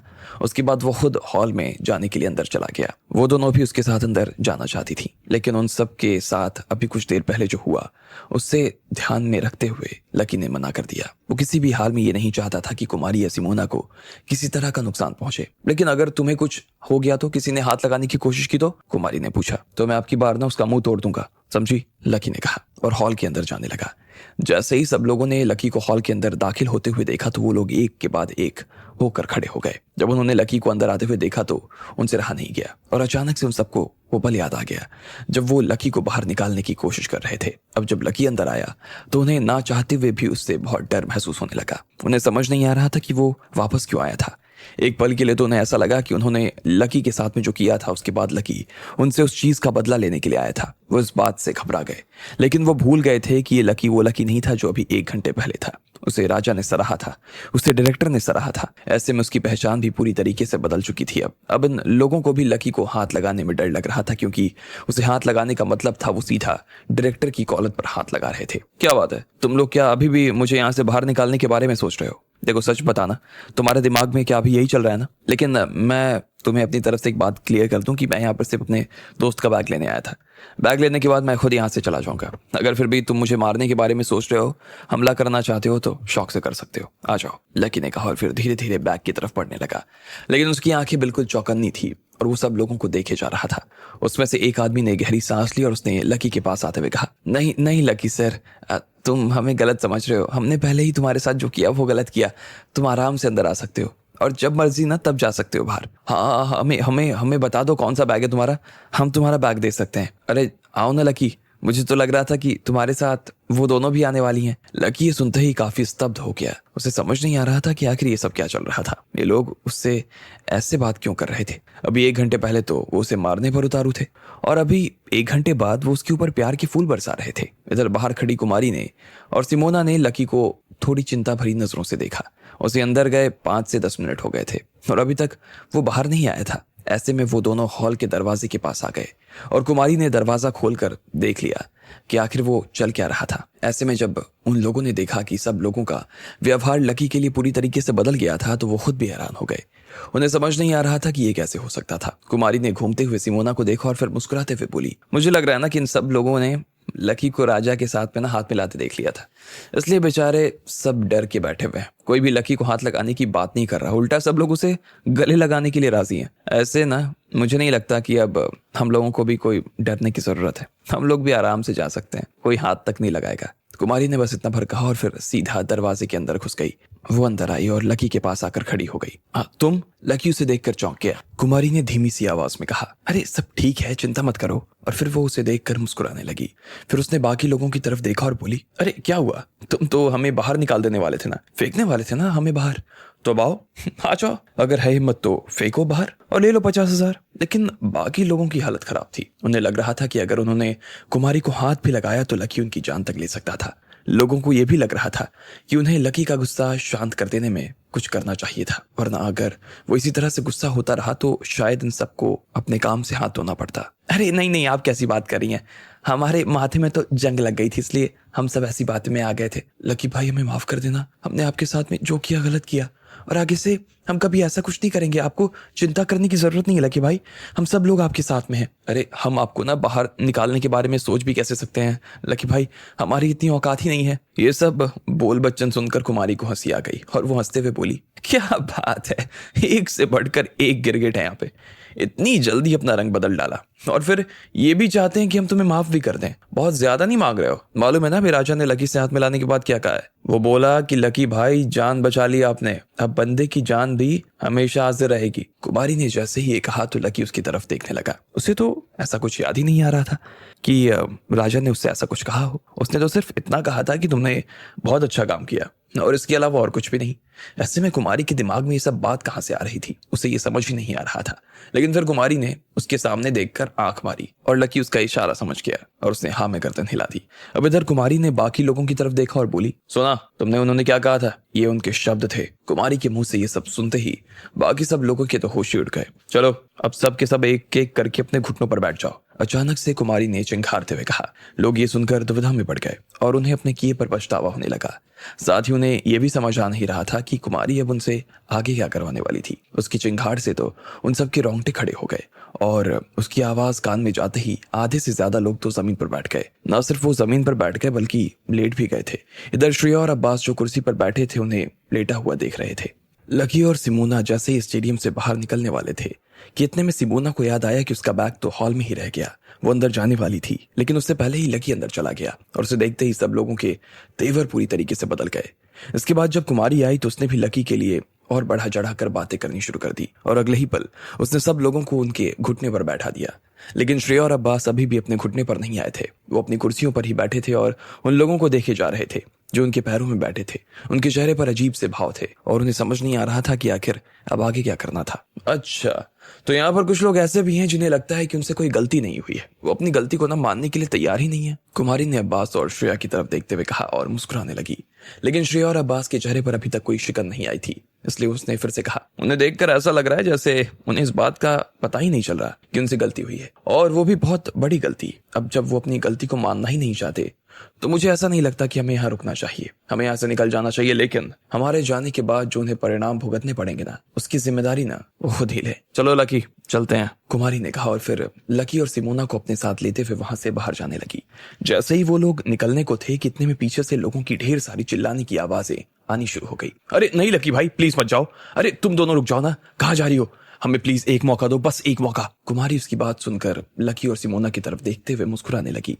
वो पीछे की तरफ पलटी और उसके चेहरे पर एक कड़वा सा भाव था। उसने फिर से श्रेया और अब्बास की तरफ देखते हुए कहा, देखो हम तो जाना नहीं चाहते, लेकिन अब जब ये लोग नीचे ही बैठना नहीं चाहते, अपने घुटनों पर आना ही नहीं चाहते, तो हम लोग भी इसमें क्या ही कर सकते हैं ना। देखो इन्हें देखकर ऐसा लग रहा है ना कि ये लोग अपनी गलती नहीं मान रहे। बाकी सब लोगों ने ये बात सुनते ही अब्बास और श्रेया की तरफ देखना शुरू कर दिया और धीरे धीरे ये कहना भी शुरू कर दिया, प्लीज नीचे आ जाओ और अपने घुटनों पर बैठ जाओ प्लीज। हाँ क्यों सबको परेशान कर रहे हो यार, बैठ जाओ ना। देखो अरे अगर तुम नीचे नहीं आओगे तो हमारे लिए मुश्किल हो जाएगी, प्लीज बात मानो। अब्बास घबरा रहा था। हालांकि डर तो श्रेया को भी लग रहा था, लेकिन फिर उसे इस बात का एहसास था कि अगर अब्बास उसके साथ में है ना तो वो उसे बचा लेगा, और अब्बास के साथ में होते हुए वो लकी और सिमोना के सामने झुक तो नहीं सकती थी। वो अपनी जगह पर से खड़ी हुई और जोर से चिल्लाते हुए बोली, मैं इस आदमी के लिए ना अपने घुटने पर बैठ जाऊं?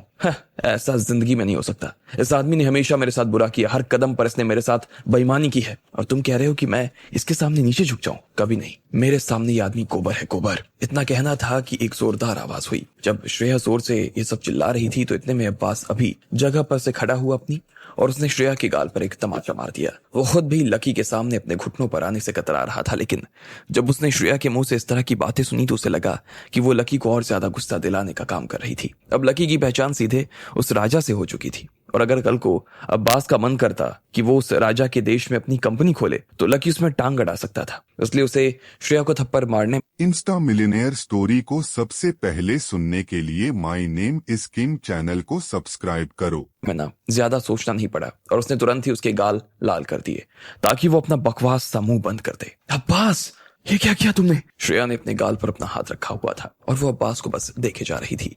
उसे विश्वास ही नहीं हो रहा था कि अब्बास भी उसके गाल पर चांटा मार सकता था। अब्बास ने श्रेया की बात के जवाब में कुछ नहीं कहा। उसने बस एक गहरी सांस ली और सीधा जमीन पर बैठ गया। अब्बास ने अपना सिर नीचे झुका लिया।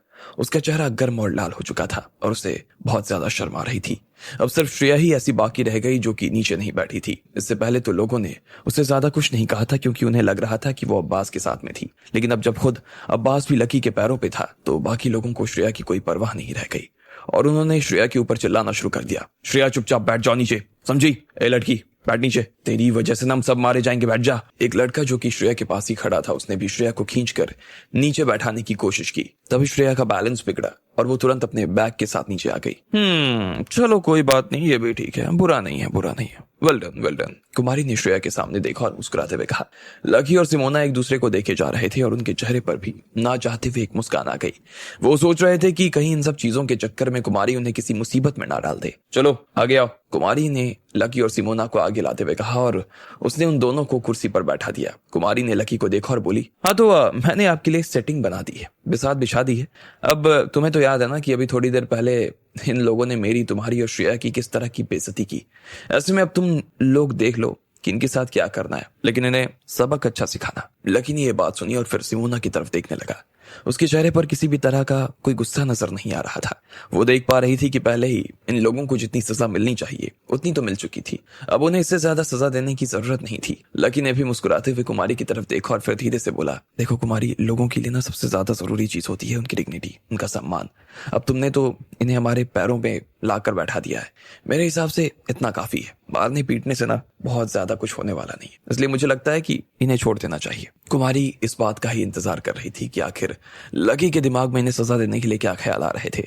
उसने जब सुना तो वो भी उन लोगों को छोड़ देना चाहती थी। उसने लकी की तरफ देखा और बोली, नहीं यार, मुझे तो ऐसा लगता है ना कि इन्हें मार पड़नी चाहिए। जैसे ही उसने इतना भर कहा और लोगों को गुस्से में देखा तो लोगों की सिट्टी पिट्टी गुम हो गई। अब वो लकी की तरफ नहीं देख रही थी। लकी ने श्रेया की तरफ देखा, उसके पास किया और बोला, श्रेया, तुमने मेरी सबसे बड़ी चीज, मेरी डायरी जला दी। उसके बाद तुमने अब्बास के साथ मिलकर इतने सारे लोगों के सामने मेरा मजाक उड़ाया और तो और मेरे ऊपर इन सब लोगों को हमला करने के लिए भेजा। उसके बाद तुम लोगों से कहती रही कि हम दोनों एक साथ पढ़ते थे। क्या सच में कभी हम एक साथ थे श्रेया? ऐसा तो कोई दोस्त नहीं हो सकता जो इस तरह की हरकत करे। जैसे ही उसने इतना भर कहा कि उसके बाद श्रेया के गाल पर ढेर सारे तमाचे पड़ने शुरू हो गए। श्रेया के गाल पर 4 थप्पड़ पड़े और उसका चेहरा 4 बार दाएं से बाएं और बाएं से दाएं घूम गया। लकी ने उसके गाल पर तमाचे मारकर उसे लाल कर दिया। श्रेया ने मारे शर्म के अपना चेहरा छुपा लिया और उसे उसके गालों में बहुत दर्द हो रहा था। वो लकी को बस ठंडी नजरों से देख रही थी, लेकिन उसकी कुछ भी कहने की हिम्मत नहीं हो पा रही थी। उसे इस बात का डर लग रहा था कि कहीं लकी फिर से उसे डांट ना लगाए। इससे पहले अब्बास ने भी उसके गाल पर तमाचा लगा दिया। लकी ने उसकी तरफ देखा और कहा, मैंने अभी तो सिर्फ 4 थप्पड़ मारे हैं, लेकिन अगर आज के बाद तुमने सिमोना के बारे में कुछ भी कहा ना तो ध्यान रखना, मुझसे बुरा कोई नहीं होगा। लकी इसके बाद अब्बास के पास आकर खड़ा हो गया। अब्बास का दिल भी उसके मुंह के बाहर हो रहा था और उसने अपना सिर नीचे झुका लिया। वो बस अपनी दिल में यही उम्मीद कर रहा था कि लकी उसके साथ कुछ बहुत ज्यादा ना करे। जब वो अपनी नजरों के सामने इधर उधर की चीजें सोच रहा था तभी उसकी आंखों के सामने कुछ चमक गया। अब्बास का दिल जोरों से धड़कने लगा। अचानक से उसकी नाक में दर्द होना शुरू हो गया और उसकी आंखें खुलने के बाद पता चला कि लकी ने उसके मुंह पर एक जोरदार मुक्का मार दिया और वो पीछे जमीन पर गिर गया। अब्बास को कुछ देर के लिए होश नहीं रहा। जब वो फिर से खड़ा हुआ तो उसकी नाक में से खून बहने लगा। लकी फिर से कुमारी के पास आकर खड़ा हो गया। कुमारी ने जोर से ताली बजाई और मुस्कुराते हुए बोली, ये तो बहुत अच्छा हुआ, इन दोनों के साथ में ऐसा ही होना चाहिए, है ना? देखो मजा आ गया ना? लकी ने भी उसके सामने देखते हुए मुस्कुरा दिया। इसके बाद लकी ने सिमोना का बैग उठाया और कुमारी और सिमोना के साथ बाहर आने लगा। जैसे ही वो तीनों लोग बाहर निकलने वाले थे कि सारे लोग अपनी जगहों पर से खड़े हो गए। कुमारी भी फिर से अपने ट्रक पर चली गई थी। लकी और सिमोना उन्हें बाय कर रहे थे। उन्होंने ऑटो लिया और फिर कॉलेज आ गए। लकी सिमोना को उसकी डॉर्मेट्री तक छोड़ने के लिए आ गया। आज सेरेमनी में जो कुछ हुआ उसके लिए सिमोना उसको बहुत सारा थैंक यू बोल रही थी और उसने आखिर में कहा, लकी सच में बहुत सारा थैंक यू तुम्हें। आज तुमने जो भी किया ना उसके लिए मैं सिर्फ इतना ही बोल सकती हूँ। अगर आज तुम नहीं होते तो मुझे जो कुछ मिला ना नहीं मिल पाता। लकी ने भी उसकी तरफ मुस्कुराते हुए देखा और कहा, अरे तुम्हें भी थैंक यू। तुम मुझे अपने साथ नहीं ले जाती ना मैं खुद टीवी पर नहीं आ पाता, और वैसे भी हम दोनों एक साथ पढ़ते हैं तो मेरी तरफ से इतना करना तो बनता है। अब तुम मुझे ऐसे थैंक यू बोलोगी ना तो मुझे लगेगा कि तुम मुझे अपना नहीं कोई बाहर वाला मानती हो। ये सुनते ही सिमोना के गाल लाल हो गए और उसने थोड़ा सा अपना सिर नीचे झुकाया और प्यार से बोली, नहीं ऐसी बात नहीं है, मैंने कभी तुम्हें बाहर का नहीं माना लकी। इतना भर कहने के बाद उसके गाल और लाल हो गए। उसके बाद उसने लकी को बाय कहा और वो भागते हुए अंदर चली गई। लकी ने उसे देखा और फिर अपना सिर हिलाया, फिर से अपनी डॉर्मेट्री में आ गया। इधर विराज भी अपने बंगले में अपने बिस्तर पर लेटा हुआ था और वो राधिका की डायरी पढ़ रहा था। इन दिनों वो अपनी सारी चीजें डायरी के हिसाब से ही चल रहा था और इसकी वजह से उसका शहनाज के साथ में रिश्ता आगे बढ़ रहा था। जिस हिसाब से विराज की समझ थी उस हिसाब से तो उसे यही लग रहा था कि अब वो उस मुकाम पर पहुंच गया जहां वो शहनाज को प्रपोज कर सकता था। उसने फिर से डायरी का अगला पन्ना खोल लिया। उसने देखा कि अब उसमें अगला सीन ये था कि राधिका को कोई ज्योति नाम की लड़की परेशान कर रही थी और उसने उसे पानी में फेंक दिया और उसके बाद लकी उसे बचाने के लिए आ गया। फिर विराज ने देखा कि इसके बाद से लकी और राधिका के बीच में एक दूसरे के लिए प्यार और ज्यादा बढ़ गया। ये बढ़ते ही विराज का चेहरा खिल गया और वो बोला, शहनाज कल मैं अपने दिल की बात तुमसे कह दूंगा और तुम मना भी नहीं कर पाओगी। कुमारी ने श्रेया और अब्बास को भी अपने घुटनों पर लाकर बैठा दिया था। ना सिर्फ वो घुटनों पर बैठ गए थे बल्कि अब्बास ने श्रेया के गाल पर ढेर सारे थप्पड़ भी लगा दिए। इसके बाद लकी ने उसके गालों को लाल कर दिया। बाकी वो किसी को सजा देना नहीं चाहता था, इसलिए वो अपने साथ सिमोना और कुमारी को लेकर बाहर आ गया। इधर विराज राधिका की डायरी को खोल कर पढ़ रहा था। अब उसमें वो बात लिखी थी कि ज्योति ने राधिका को पानी में डुबा दिया, लेकिन लकी ने उसे बचा लिया था। ऐसे में विराज भी अब उसके साथ में ऐसा ही कुछ करने के बारे में सोच रहा था। और अगले दिन शहनाज कॉलेज के दरवाजे पर जल्दी आ गई। विराज ने कहा कि आज वो उसे द्रव्य नदी के पास में ले जाने वाला था। शहनाज ये बात सुनकर काफी खुश हो गई। इन दिनों विराज दिन ब दिन शहनाज को दिखाने के लिए ऐसे कपड़े पहनता था जिससे वो ज्यादा करीब दिख सके। वो खास तौर पर इस तरह के कपड़े अपने लोगों को भेजकर मंगवाता था और वो और विराज इन दिनों एक दूसरे के साथ में अच्छा महसूस कर रहे थे। खास तौर पर शहनाज को तो बहुत मजा आ रहा था। वो विराज के साथ टाइम स्पेंड करना बहुत पसंद कर रही थी। शहनाज के साथ में एक रेस्टोरेंट में किसी ने जबरदस्ती करने की कोशिश की थी। उस वक्त विराज ने उस आदमी के सिर पर कोल्ड ड्रिंक की बोतल दे मारी और उसके बाद उसने उस आदमी को नीचे लेटाकर फर्श तक चाटने को मजबूर कर दिया। उसने इसके अलावा किसी संस्था के बच्चों को पढ़ाने के लिए बहुत सारे पैसे दान कर दिए, लेकिन बाकी लोगों को इस बात पर विश्वास नहीं हो रहा था कि वो इतना पैसा भी दान में दे सकता था। लेकिन इस बात को साबित करने के लिए उसने वहीं पर सबके सामने और ज्यादा पैसा डोनेट कर दिया। अब ऐसे में शहनाज ये कैसे सोच सकती थी कि विराज ये जो कुछ भी कर रहा था वो उसी की डायरी में लिखा था। उसे तो बस विराज के साथ में रहने में मजा आ रहा था और वो इसे खूब एंजॉय भी कर रही थी। इन 10 दिनों के अंदर शहनाज अब उतनी कठोर नहीं रह गई जितनी कि वो पहले हुआ करती थी। हाँ, मैं थक गया तो बहुत हूँ, पसीना भी बहुत आ रहा है, लेकिन फिर भी तुम चाहो तो मेरे लिए इस पसीने को अपने रुमाल से साफ कर सकती हो, विराज ने शहनाज की तरफ देखते हुए कहा और मुस्कुराने लगा। ये सुनते ही शहनाज का चेहरा तो शर्म की वजह से पूरी तरीके से लाल हो गया। उसने अपना हाथ उठाया और विराज का पसीना पोंछ दिया। जब शहनाज उसके साथ में ये कर रही थी तब उसे ऐसा लगा कि वो कुछ ऐसा पहले भी कर चुकी थी। फिर उसे याद आया कि उसकी छोटी बहन का वो मंगेतर था और ऐसे में वो उसके माथे का पसीना कैसे पोंछ सकती थी। विराज ने अपनी साइकिल रोकी और शहनाज की तरफ देखते हुए कहा, चलो हम एक ऑटो लेते हैं और फिर द्रव्य नदी के पास चलते हैं। विराज और शहनाज ने अपने लिए एक ऑटो लिया और वो लोग नदी पर आ गए। इंटरनेशनल गेम्स होने के वजह से वहां पर पहले ही बहुत सारे दूसरे लोग भी मौजूद थे। बहुत सारे विदेशी टूरिस्ट वहां पर घूम रहे थे। विराज ने शहनाज का हाथ पकड़ा और उसके साथ नदी के किनारे घूमने लगा। वो नदी दिखने में सुंदर लग रही थी और उसके किनारे घूमते हुए वो एक दूसरे से बात करते हुए वक्त बिताने का पता ही नहीं चल रहा था। उन्हें वक्त का पता ही नहीं चल रहा था कि कब वक्त बीत रहा था। थोड़ी देर बाद वो दोनों नदी के किनारे एक पत्थर पर आकर बैठ गए। मैं कुछ खाने के लिए लेकर आता हूँ तुम्हारे लिए, विराज ने कहा और वहां से जाने लगा। जब विराज शहनाज की नजर से दूर चला गया तो वो एक पेड़ के पीछे जाकर छिप गया। इधर शांतनु भी काफी देर से उसका इंतजार कर रहा था। वहां पर उसके साथ में वो 3 लड़कियां थीं जो कि शहनाज को परेशान करने के लिए वहां पर खड़ी थीं और कब से उसका इंतजार कर रही थी। ये वही लड़की थी जिन्होंने अभी कुछ दिन पहले विराज को भी कैंटीन में परेशान किया था। जैसे ही वो तीनों विराज से मिली तो हाथ जोड़कर उसके पैरों में गिर गई। विराज, हमें माफ कर देना, हमने पिछली बार आपके साथ जो किया ना बहुत गलत किया। तब तक हमें मालूम नहीं था कि आप ही विराज हो, प्लीज माफ कर देना। हाँ ठीक है ठीक है ठीक है। विराज ने भी अपना हाथ उठाया और उन्हें शांत कर दिया। इसके बाद उसने शांतनु की तरफ देखा और बोला, तुमने इन्हें समझा दिया ना कि क्या करना है और कैसे करना है? हाँ बना, सब समझा दिया मैंने, कर लेंगी ये, शांतनु ने कहा। बहुत अच्छे, विराज ने कहा और फिर उन तीनों लड़कियों की तरफ देखते हुए बोला, देखो जैसा शांतनु ने कहा ना, तुम्हें बिल्कुल वैसा ही करना है। मेरे और शहनाज की परवाह करने के बगैर तुम्हें सारा काम अंजाम देना है। समझ गई ना बात? हाँ जी समझ गई। उन लड़कियों ने तुरंत हाँ में जवाब दिया। चलो अब तुम जा सकती हो। जैसे ही विराज ने अपनी बात खत्म की उसके बाद वो लड़कियां नदी के किनारे बैठी शहनाज की तरफ जाने लगी। शहनाज नदी को ऐसे देख रही थी जैसे वो किसी शीशे की तरफ देख रही हो। अचानक से उसने पीछे से किसी की आवाज सुनी, शहनाज। शहनाज ने जब पीछे मुड़कर देखा तो पाया कि जिस दिन पहली बार विराज उससे मिलने के लिए आया था उस दिन तीनों लड़कियों ने उसे कैंटीन में बहुत ज्यादा परेशान किया था। वो उसे मजा चखाने का सोच रही थी लेकिन वो ऐसा कुछ कर नहीं पाई। शहनाज ने भी उनसे झगड़ा कर लिया था और इस वजह से वो तीनों विराज और शहनाज से बहुत नाराज हो गई। अब वही लड़कियां फिर से शहनाज के पास आने लगी थी। तुम यहाँ क्या कर रही हो? शहनाज ने घबराते हुए पूछा। उन्हें देखकर डर गई थी। मैंने देखा कि तुम उस फटीचर आदमी के साथ घूम रही हो। तुम कितनी बेशर्म हो, तुम्हें जरा भी इस बात की शर्म नहीं आती कि तुम्हें किसके साथ घूमना चाहिए और किसके साथ नहीं, एक मोटी सी लड़की ने कहा जो कि ज्योति बनी हुई थी। ठीक इसी वक्त उसके बाद उस तीनों ने शहनाज से थोड़ी सी लड़ाई की और उसे पानी में धकेलने की कोशिश कर दी। थोड़ी ही देर बाद शहनाज पानी में गिर गई। वो तीनों जब उसे देखकर हंस रही थी तो इतने में विराज भागता हुआ उसके पास आया। उसने उन तीनों लड़कियों को धक्का दिया और सीधा शहनाज को बचाने के लिए पानी में कूद गया। सब कुछ बिल्कुल वैसा ही हो रहा था जैसा उसने सोचा था, जैसा उस डायरी में लिखा था। उसमें से किसी ने कुछ नहीं बदला, ना ही वो लोग कुछ बदलना चाहते थे। उसके बाद थोड़ी देर में वहां पर कुछ गाड़ियां आई और रुक गईं। फिर उसमें से एक आदमी निकला जो अंडरवर्ल्ड के डॉन की तरह नजर आ रहा था। उसके पीछे और भी ढेर सारे लोग आकर जमा हो गए। वो आदमी शहनाज को सबक सिखाना चाहते थे लेकिन विराज उसके बीच में आ गया और आखिरकार उसने शहनाज को बचा लिया। उसके बाद 10 से 12 लड़कों ने विराज की पिटाई करनी शुरू कर दी।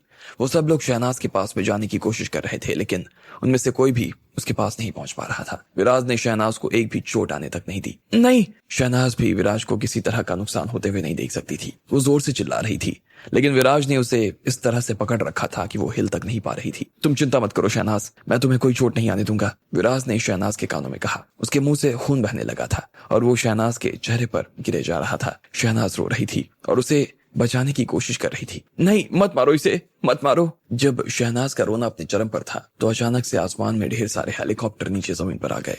वो लोग हेलीकॉप्टर से नीचे उतरे और फिर सब लोगों के ऊपर एक साथ टूट पड़े और थोड़ी ही देर में उन्होंने विराज को बचा लिया। आप ठीक तो हैं विराज सर? एक आदमी जो विराज को बचाने के लिए आया था उसने विराज की तरफ देखते हुए पूछा। हाँ मैं ठीक हूँ। शहनाज तुम ठीक हो ना? विराज ने दर्द से कराहते हुए शहनाज की तरफ देखते हुए कहा, लेकिन तब तक उससे चक्कर आने शुरू हो गए और वो बेहोश हो गया। विराज विराज! इतने में शहनाज ने विराज को गले लगा लिया और वो जोर से डर के मारे चिल्लाने लगी।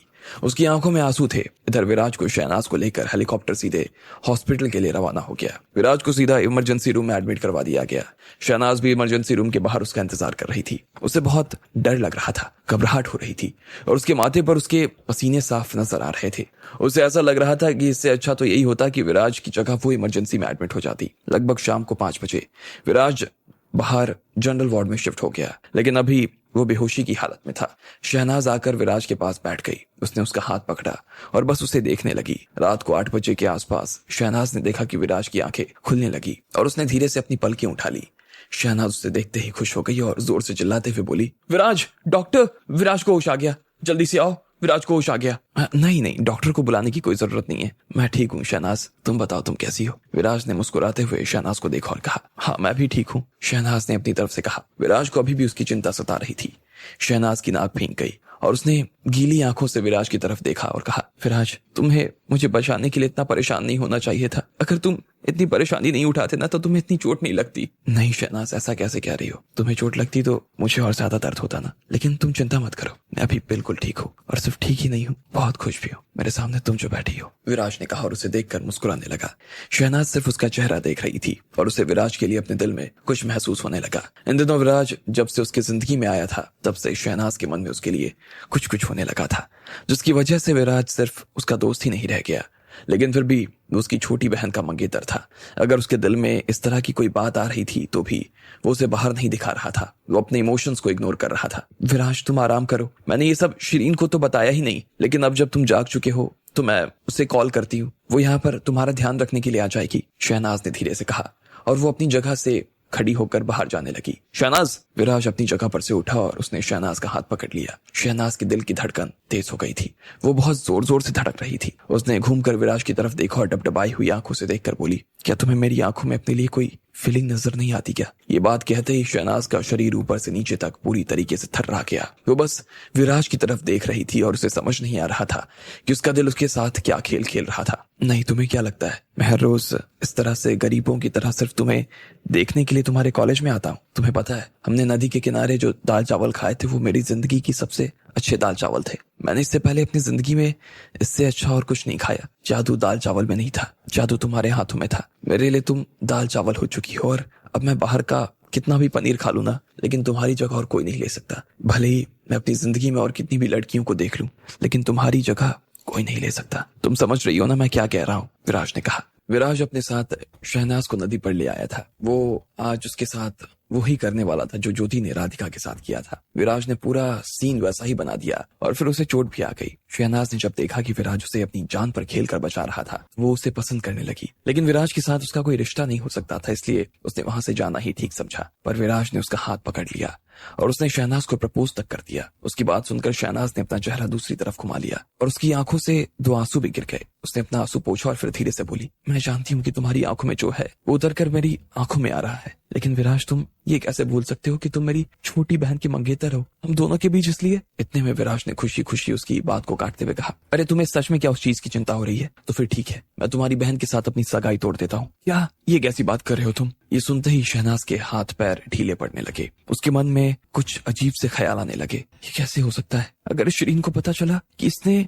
सिर्फ मेरी वजह से सगाई तोड़ दी तो कितना बुरा लगेगा उसे। हो सकता है वो मुझसे नफरत करने लगे। यही बात शहनाज ने विराज के सामने भी बता दी, लेकिन उसे इस बात की कोई चिंता ही नहीं थी और उसने शहनाज को शांत करवाते हुए कहा, नहीं देखो तुम गलत सोच रही हो शहनाज। वैसे भी मेरे मन में शिरीन के लिए कभी से कुछ था ही नहीं। हो सकता है वो उल्टा तुमको थैंक यू कहे, क्योंकि उसके मन में भी मेरे लिए ऐसा कुछ बात नहीं है और ये बात मैं अच्छी तरीके से जानता हूँ। जैसे ही विराज ने अपनी बात खत्म की तो शहनाज ने उसे देखना शुरू कर दिया। वो सोच रही थी कि शिरीन शायद उससे शादी के लिए हाँ इसलिए कर रही थी क्योंकि उसका बड़ा सा घर और पैसा देख रही थी। वो उसका मन नहीं था कि वो विराज से शादी करे और न ही वो उससे प्यार करती थी। वो बस अपने परिवार के बिजनेस को आगे बढ़ाने के लिए इस बारे में सोच रही थी। तो बताओ शहनाज, क्या तुम इस चीज के लिए मुझे प्रॉमिस करती हो? विराज ने उसकी तरफ देखा और पूछा। मैं शहनाज को समझ नहीं आ रहा था कि वो इस बात का जवाब क्या दे। उसका मन कर रहा था कि वो हाँ कर दे, लेकिन फिर उसे लग रहा था कि उसे मना कर देना चाहिए, क्योंकि ये शिरीन के फ्यूचर का सवाल था। वो बहुत ज्यादा उधेड़ बुन में फंस चुकी थी और उसे कोई भी एक रास्ता नजर नहीं आ रहा था। ठीक है, मैं तुमसे शादी करने के लिए तैयार हूँ, लेकिन अगर तुम्हें मुझे प्रॉमिस नहीं करना है ना, तो कोई बात नहीं। मैं तब तक तुम्हारा इंतजार करूंगा जब तक तुम मुझे हाँ नहीं कर देती। लेकिन हो सकता है कि तब तक मेरे ऊपर इसी तरीके से हमले होते रहे जिस तरह से आज हो रहे थे। शहनाज, क्या तुम सच में ये चाहती हो कि मैं हर वक्त तुम्हारे लिए चोट खाता रहूं? विराज ने पूछा। अरे तुम्हें भी मालूम है ना कि मैं तुम्हारे लिए ऐसा कुछ नहीं सोच सकती हूँ। ऐसा कैसे मान सकती हूँ विराज कि तुम्हें चोट आए? नहीं, शहनाज ने कहा। इधर विराज ने फिर से मुस्कुराते हुए कहा, अब जब तुम मुझसे इतना प्यार करती हो तो चलो एक साथ चल के हम शिरीन और तुम्हारे पिता से इस बारे में बात करते हैं। नहीं, मैं उनके सामने नहीं जा पाऊंगी, मेरे अंदर हिम्मत नहीं है इतनी, तुम खुद ही चले जाओ, शहनाज ने घबराते हुए कहा। उसे ये सब करने में बहुत अजीब सा महसूस हो रहा था, घबराहट हो रही थी। वो इस तरह से शिरीन से नजर तक नहीं मिला सकती थी। विराज ने इस बात पर शहनाज का हाथ अपने हाथ में लिया और फिर उसे अपने पास बैठा दिया। उसके बाद उसने उसकी आंखों में देखा और मुस्कुराते हुए बोला, अगर तुम मेरे साथ नहीं आने वाली हो तो मैं नहीं जा सकता। मैं तब तक ऐसे ही गरीब बना रहूंगा और तुम्हारे कॉलेज आता रहूंगा जब तक तुम मेरे साथ अपने घर नहीं आती। हो सकता है कि लोग फिर से मेरे ऊपर हंसने लगे, और अगर तुम यही चाहती हो ना कि तुम्हारे पति के ऊपर लोग हंसे, उसे ताने दे, तो ठीक है, मुझे कोई दिक्कत नहीं है। ये सुनते ही शहनाज को शर्म आ गई और उसने कहा, तुम जब इतने बड़े परिवार से आते हो, यहाँ के राजकुमार हो, तो तुम ऐसे गरीब होने का नाटक क्यों कर रहे हो? ये सुनते ही विराज को हंसी आ गई। विराज की चाल का खुलासा शहनाज के सामने हो गया था, लेकिन उसे इस बात का बुरा नहीं लग रहा था। उल्टा उसे देखकर ये सब खुशी महसूस हो रही थी कि कोई तो आदमी था जो उससे इतना प्यार करता था। अगले दिन विराज बस इस बात का इंतजार कर रहा था कि कब शहनाज का फोन आए और कब वो शिरीन और उसके पिता से मिलने के लिए निकले। लेकिन एक बड़ी बात अजीब थी। अभी कल तो विराज को इतनी चोट आई कि वो बिस्तर पर से उठने के आसार भी लग नहीं रहे थे, लेकिन अगले ही दिन उसे देखकर ऐसा लग रहा था कि जैसे सब कुछ सही था। शहनाज को इस बात पर थोड़ा सा तो शक हुआ, लेकिन वो इस चीज को देखकर खुश भी थी कि विराज फिर से ठीक हो गया था। उसे याद आ रहा था कि विराज को ठीक करने के लिए डॉक्टर ने सबसे अच्छी और सबसे तेज दवाओं का इस्तेमाल किया था, जिसकी वजह से वो जल्दी से चुस्त हो गया। बस इससे ज्यादा शहनाज ने भी इस बारे में ज्यादा नहीं सोचा। वो लोग पहले शहनाज के घर पर मिलने वाले थे, लेकिन उसी का फोन आने के बाद वो लोग जिमनी होटल आ गए। वहां पर विराज की मुलाकात जरीवारा परिवार के 3 लोगों से हुई। शहनाज को बात करने में बहुत शर्म आ रही थी और वो चाहकर भी अपने मुंह से कुछ कह नहीं पा रही थी। इधर शिरीन को ऐसा लग रहा था कि विराज सिर्फ उसे खाने के बहाने मिलने के बारे में सोच रहा था और इससे ज्यादा और कुछ नहीं, और वो चाहता भी नहीं था। दर्शन अंकल, मैंने आपको यहाँ इसलिए बुलाया है क्योंकि मैं शिरीन और शहनाज दोनों से कुछ कहना चाहता हूँ। विराज ने बहुत शांति से अपनी बात की शुरुआत की। दर्शन और शिरीन दोनों ही एक दूसरे को काफी देर तक देख रहे थे। जब उन्हें विराज को इस शांति में देखा तो उन्होंने काफी अजीब सा महसूस करना शुरू हो गया। उन्हें इस बात पर शक हो रहा था कि कहीं ये बात सच में उसकी सगाई से जुड़ी हुई तो नहीं थी। इसके अलावा जिस तरह से शहनाज शर्मा रही थी और जिस तरह से उसने अपना सिर नीचे कर लिया था, उसे देखकर तो ऐसा लग रहा था जैसे ये बात उसी से जुड़ी थी। विराज, क्या बताना चाहते हो तुम? दर्शन को बेचैनी सी महसूस होने लगी और उसने मुस्कुरा दिया और बस विराज को देखने लगा। अब उसने कुछ सोचा और विराज की तरफ देखते हुए आगे की बात करने बोला, क्योंकि उससे रहा नहीं जा रहा था। ठीक है, तो मैं सीधा काम की बात पर आता हूँ। मैं शिरीन के साथ में अपनी सगाई तोड़ना चाहता हूँ, विराज ने कहा और दर्शन की आंखों में देखने लगा। क्या? ये सुनते ही उन्हें बड़ा सा झटका लगा। उन्होंने अपने हाथ में जो पानी का ग्लास थाम रखा था वो अचानक से नीचे गिर गया, टूट कर बिखर गया। उन्होंने कांपते हुए होठों से कहा, विराज, विराज, ये क्या बात कर रहे हो तुम? तुम्हारी और शिरीन की तो शादी की खबर सारे जयपुर में फैली हुई है। हर कोई इस बात को जानता है कि तुम और वो एक दूसरे से शादी करने वाले हैं। जब शादी इतनी पास है तो ये क्या कह रहे हो तुम? शादी तोड़ने की कैसे होगा विराज? विराज, भगवान के लिए इस तरह की बात मत करो प्लीज विराज, विराज प्लीज, मेरी इज्जत दांव पे लगी है, दर्शन ने घबराते हुए कहा। वो खुद भी शिरीन की शादी से विराज से इसलिए करवाना चाहता था क्योंकि जयपुर के अंदर जितने भी कंस्ट्रक्शंस के काम आते थे उनमें से ज्यादातर काम विराज के घर वालों के पास ही होते। ऐसे में वो चाहते थे कि अगर इन दोनों परिवारों का आपस में रिश्ता हो जाए तो इन्हें भी थोड़ा सा काम मिलना शुरू हो जाएगा। वैसे भी अगर ये लोग विराज के घर वालों का सपोर्ट नहीं लेते, इनके लिए यहाँ पर काम फैलाना मुश्किल हो जाता। इसके अलावा शहर के और देश के नामी गिरामी लोगों के बीच ये बात फैल चुकी थी कि शिरीन और विराज एक दूसरे से ब्याह करने वाले थे।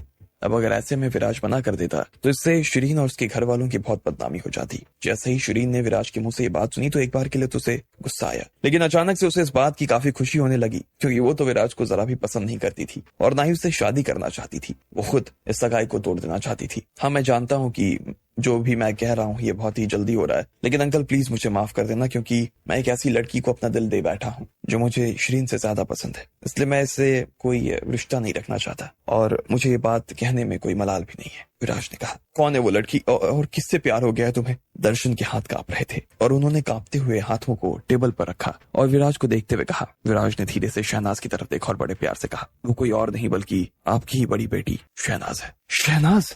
ये सुनते ही शिरीन और दर्शन को ऐसा लगा जैसे उनके पैरों के नीचे से जमीन खिसक गई। उन्होंने विराज की बात सुनते ही तुरंत शहनाज की तरफ देखा। उन्हें समझ नहीं आ रहा था कि आखिर ये सब क्या चल रहा था, लेकिन ये बात सुनते ही शिरीन का दिल काफी हल्का हो गया। अगर विराज उनके घर में ही शादी करने के लिए तैयार था तो फिर इस बात से कोई फर्क नहीं पड़ने वाला था कि वो शहनाज से शादी कर रहा था या फिर शिरीन से। विराज ने इधर दर्शन को देखा और मुस्कुराते हुए बोला, दर्शन अंकल, शहनाज और मैं एक दूसरे से बहुत प्यार करते हैं, इसलिए मैं शहनाज को प्रपोज करना चाहता हूँ। क्या आप इस बात के लिए तैयार हैं? शहनाज के पिता ये बात सुनते ही एक बार के लिए तो सोच में पड़ गए, लेकिन फिर उन्होंने शहनाज की तरफ देखा और कहा, इस मामले में मैं शहनाज से सुनना चाहूंगा कुछ, उसका क्या कहना है। शहनाज, जो विराज कह रहा है क्या तुम उसके लिए अपनी तरफ से तैयार हो? ये सवाल होते ही तीनों लोगों की नजर शहनाज से जा मिली। वो सब लोग बस उसके मुंह से जवाब का इंतजार कर रहे थे। बहुत बेचैन नजर आ रही थी वो। उसे देखकर ऐसा लग रहा था कि वो कुछ कहना चाह रही हो मगर कह नहीं पा रही थी। उसने अपनी ड्रेस के कोनों को अपनी मुट्ठी में भींच लिया था और उसका चेहरा लाल हो गया। मैं इतना भर कहने के बाद वो फिर से शिरीन को देखने लगी। शिरीन को भी उसके दिल में समझ आ गया कि उसकी बहन उससे कोई साफ बात नहीं करने वाली थी। वो जो कहना चाहती थी शायद शिरीन के वहां होने की वजह से वो कह नहीं पा रही थी। शिरीन ने उसकी तरफ देखा और धीरे से बोली, दीदी, आपके दिल में जो भी बात है ना वो आप खुलकर बोल सकती हैं, मुझे गुस्सा नहीं आएगा। जैसे ही शहनाज ने देखा कि शिरीन के चेहरे पर एक मुस्कान थी और वो गुस्सा नहीं हो रही थी तो विराज का दिल भी खुश हो गया। उसे इस तरह से देखकर वो खुद भी समझ गया था कि शिरीन को इस सगाई में कोई दिलचस्पी नहीं थी।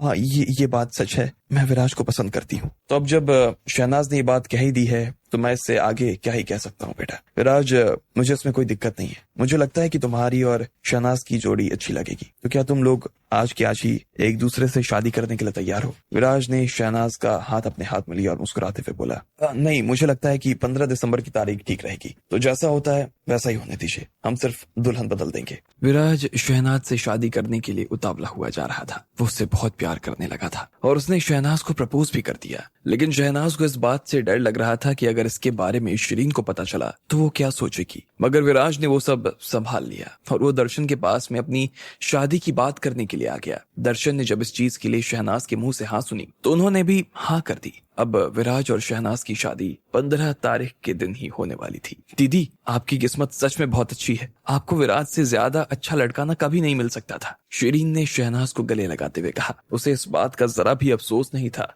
कि शिरीन विराज से शादी नहीं कर रही थी। वो तो उल्टा काफी खुश नजर आ रही थी और उसे देखकर विराज के दिल में भी सुकून महसूस हो रहा था। उसकी खुशी देखकर उसे ऐसा लग रहा था कि शिरीन कभी उसे चाहती ही नहीं थी और ना ही उसकी कोई परवाह करती थी। उल्टा वो तो शहनाज को ऐसे शुक्रिया कह रही थी जैसे वो उसकी हाँ ने शिरीन को विराज की कैद से आजाद करवा दिया हो। ये सब देखने के बाद उसे बहुत खराब लग रहा था और ये उसकी साफ तौहीन थी जिसे वो बर्दाश्त नहीं कर पा रहा था। वैसे भी अभी तक वो शिरीन से ही शादी करने वाला था और शिरीन ही उसकी अपनी थी, लेकिन अब जब शिरीन ने ही उसे मना कर दिया तो उसे बुरा लगने लगा। उसे ऐसा लग रहा था जैसे उसने शिरीन को धोखा नहीं दिया बल्कि शिरीन ने उसे धोखा दिया था। वो शिरीन को इस बात का जवाब देना चाहता था लेकिन उसे ये मौका ठीक नजर नहीं आ रहा था। थोड़ी ही देर बाद में खाना लग चुका था। सब लोगों ने उसे जल्दी से खत्म कर लिया और दर्शन अपनी दोनों बेटियों को वहां से लेकर निकल गए। जैसे ही विराज ने उनकी गाड़ी को जाते हुए देखा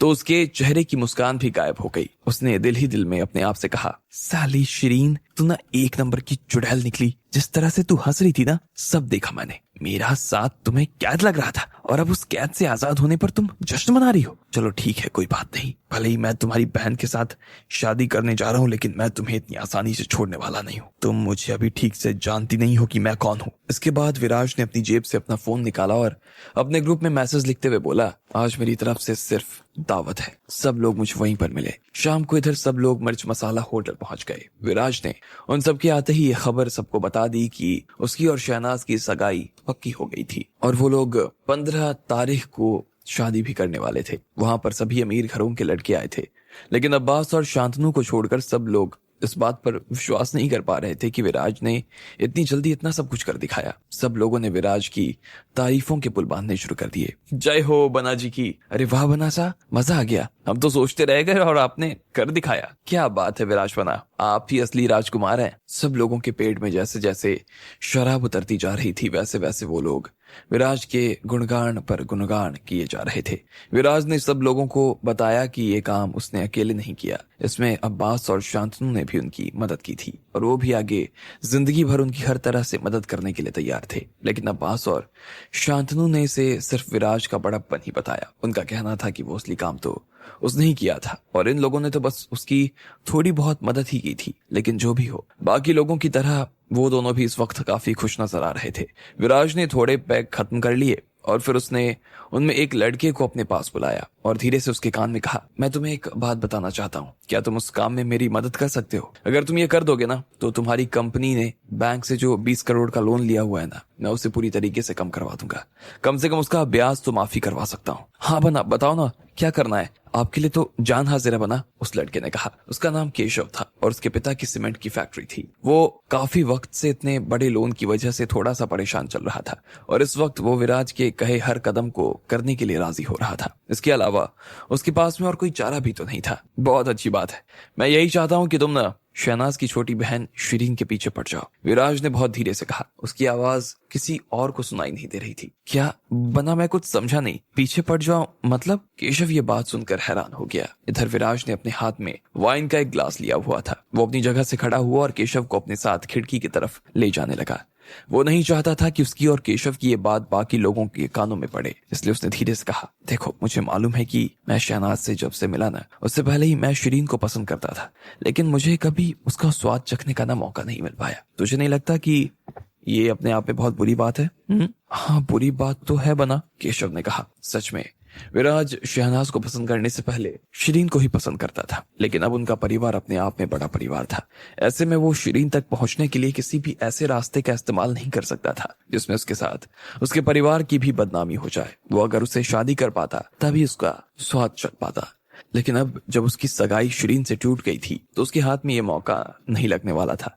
वैसे उसके दिमाग में बात सिर्फ इतनी सी थी कि शहनाज शिरीन से भी ज्यादा सुंदर थी, लेकिन जब उसने आज दोपहर के खाने के दौरान शिरीन को जिस तरह से हंसते देखा तो उसका दिमाग खराब हो गया और वो उसकी मुस्कान का बदला शिरीन के बिस्तर से निकालना चाहता था। तो मैं इसलिए कह रहा हूँ कि तू उस शिरीन के पीछे लग जा, तू उसे पटा ले और एक दिन मेरे कमरे पर ले आ, उसे शराब पिला और मुझे ना उसके साथ एक पारी खेलने दे। उसके बाद तू अपने साथ उसके साथ जितना खेलना चाहता है ना खेलते रहना। क्या कहता है? विराज ने केशव की तरफ देखा और पूछा। एक पल के लिए केशव ने उसकी बात को ध्यान से सुना और फिर झिझकते हुए बोला, बना मैं आपकी इसमें मदद कर सकता हूँ, लेकिन मुझे डर है कि अगर शिरीन ने खुद मुझे पसंद नहीं किया तो मैं उसे। नहीं, उसकी चिंता तुझे करने की जरूरत नहीं है। देख काफी सुंदर है, हैंडसम है। अगर तू अपने आपको किसी लड़की की नजर में ले आए ना, पागल हो जाएगा यार। और फिर उसे झांसे में लाने के लिए मैं अपनी फेरारी दे दूंगा ना तुझे, जो मैंने इटली से मंगवाई थी। लड़कियों को और खास तौर पर सुंदर लड़कियों को बड़ी और महंगी गाड़ियों का बहुत शौक है। अगर तू जरा सा अपना दिमाग लगा लेगा ना तो तुझे उसे पटाने में कोई दिक्कत तो नहीं होने वाली है। विराज ने उसकी तरफ देखा और मुस्कुराते हुए बोला। ये सुनते ही केशव का दिमाग खराब हो गया। उसने सिर्फ हाँ में अपना सिर हिलाया और बोला, ठीक है बना, आप जो कह रहे हैं मैं वो करूंगा। मैं पहले उसे फंसाऊंगा फिर उसे आपके पास लेकर आऊंगा। पहले आप एक पारी खेलना, उसके बाद। केशव की आंखों में शिरीन के बारे में सोचते ही चमक उठ गई थी और साथ ही अपने आप को फरारी में बैठा हुआ भी वो महसूस करने लगा। अगले दिन लकी ने जल्दी ही अपनी क्लास खत्म कर ली। जैसे ही वो बाहर निकला इतने में उसके पास में शिरीन का फोन आया। लकी क्या कर रहे हो तुम? क्या तुम्हारे पास मेरे साथ बाहर घूमने के लिए थोड़ा सा टाइम है? मैं सोच रही थी कि हम लोग स्टेडियम चलते हैं और वहां पर थोड़े बहुत गेम्स देख कर आते हैं ना। शिरीन लकी से बहुत प्यार से बात कर रही थी, लेकिन लकी को इस बात का कोई अंदाजा नहीं था कि उसकी और विराट की सगाई टूट चुकी थी। हाँ ठीक है, हम लोग चल सकते हैं, लकी ने कहा। वो खुद भी आज शिरीन से मिलने के बारे में ही सोच रहा था। ठीक है तो फिर मैं कॉलेज आ रही हूँ, तुम गेट पर आ जाओ, मैं थोड़ी देर में पहुंच जाऊंगी, शिरीन ने कहा और फोन काट दिया। लकी भी कॉलेज के गेट तक आ गया था और 10 मिनट तक इंतजार करने के बाद आखिरकार उसे शिरीन नजर आ गई। वो कैब से यहाँ तक आ गई थी। तुम्हें देर हो गई क्या इंतजार करते हुए? शिरीन ने लकी के पास आकर पूछा। आज उसने सफेद रंग की ड्रेस पहनी हुई थी। वो बहुत ही खूबसूरत लग रही थी। उस ड्रेस के साथ उसके हाथ में एक आसमानी रंग का बैग भी था। वो एक अलग ही जोश और उत्साह में नजर आ रही थी। क्या बात है, तुम आज इतनी खुश कैसे दिखाई दे रही हो? लकी ने उसकी तरफ देखा और पूछा। अरे उसमें क्या है, मैं क्या पहले तुम्हें खुश नहीं दिखती थी? शिरीन ने कहा। वो जानती थी कि लकी उसे नहीं बल्कि उसकी बड़ी बहन को पसंद करता था, इसलिए उसने अभी जानबूझकर लकी को यह बात नहीं बताई कि उसकी शादी विराज से होने वाली थी। उसने लकी का हाथ पकड़ा और फिर उसे अपने साथ लेकर कैब में बैठ गई। आज मेरी एक दोस्त है, उसने मुझसे कहा कि हम लोग टेनिस मैच देखने के लिए जा रहे हैं। मैंने सोचा कि तुम भी फ्री होगे, कॉलेज में बोर हो जाओगे अकेले अकेले, इसलिए साथ में ही चलते हैं। वो लोग भी वैसे ही आने वाले होंगे, चलो। अरे सुनो ना, शहनाज कॉलेज में ही है क्या? तो क्या हम लोग उसे भी अपने साथ ले लें? लकी ने पूछा। वो सोच रहा था कि शहनाज से मिलने का और बहुत देर तक उसके साथ रहने का इससे अच्छा मौका और कुछ नहीं हो सकता था। नहीं यार, मेरी बहन को ना इन सब चीजों में कोई मजा नहीं आता, और अब तुम उसका नाम भी मत लेना, समझे? आज तुम मेरे साथ चल रहे हो तो मेरी बात करनी पड़ेगी समझे? शिरीन ने मजाक में कहा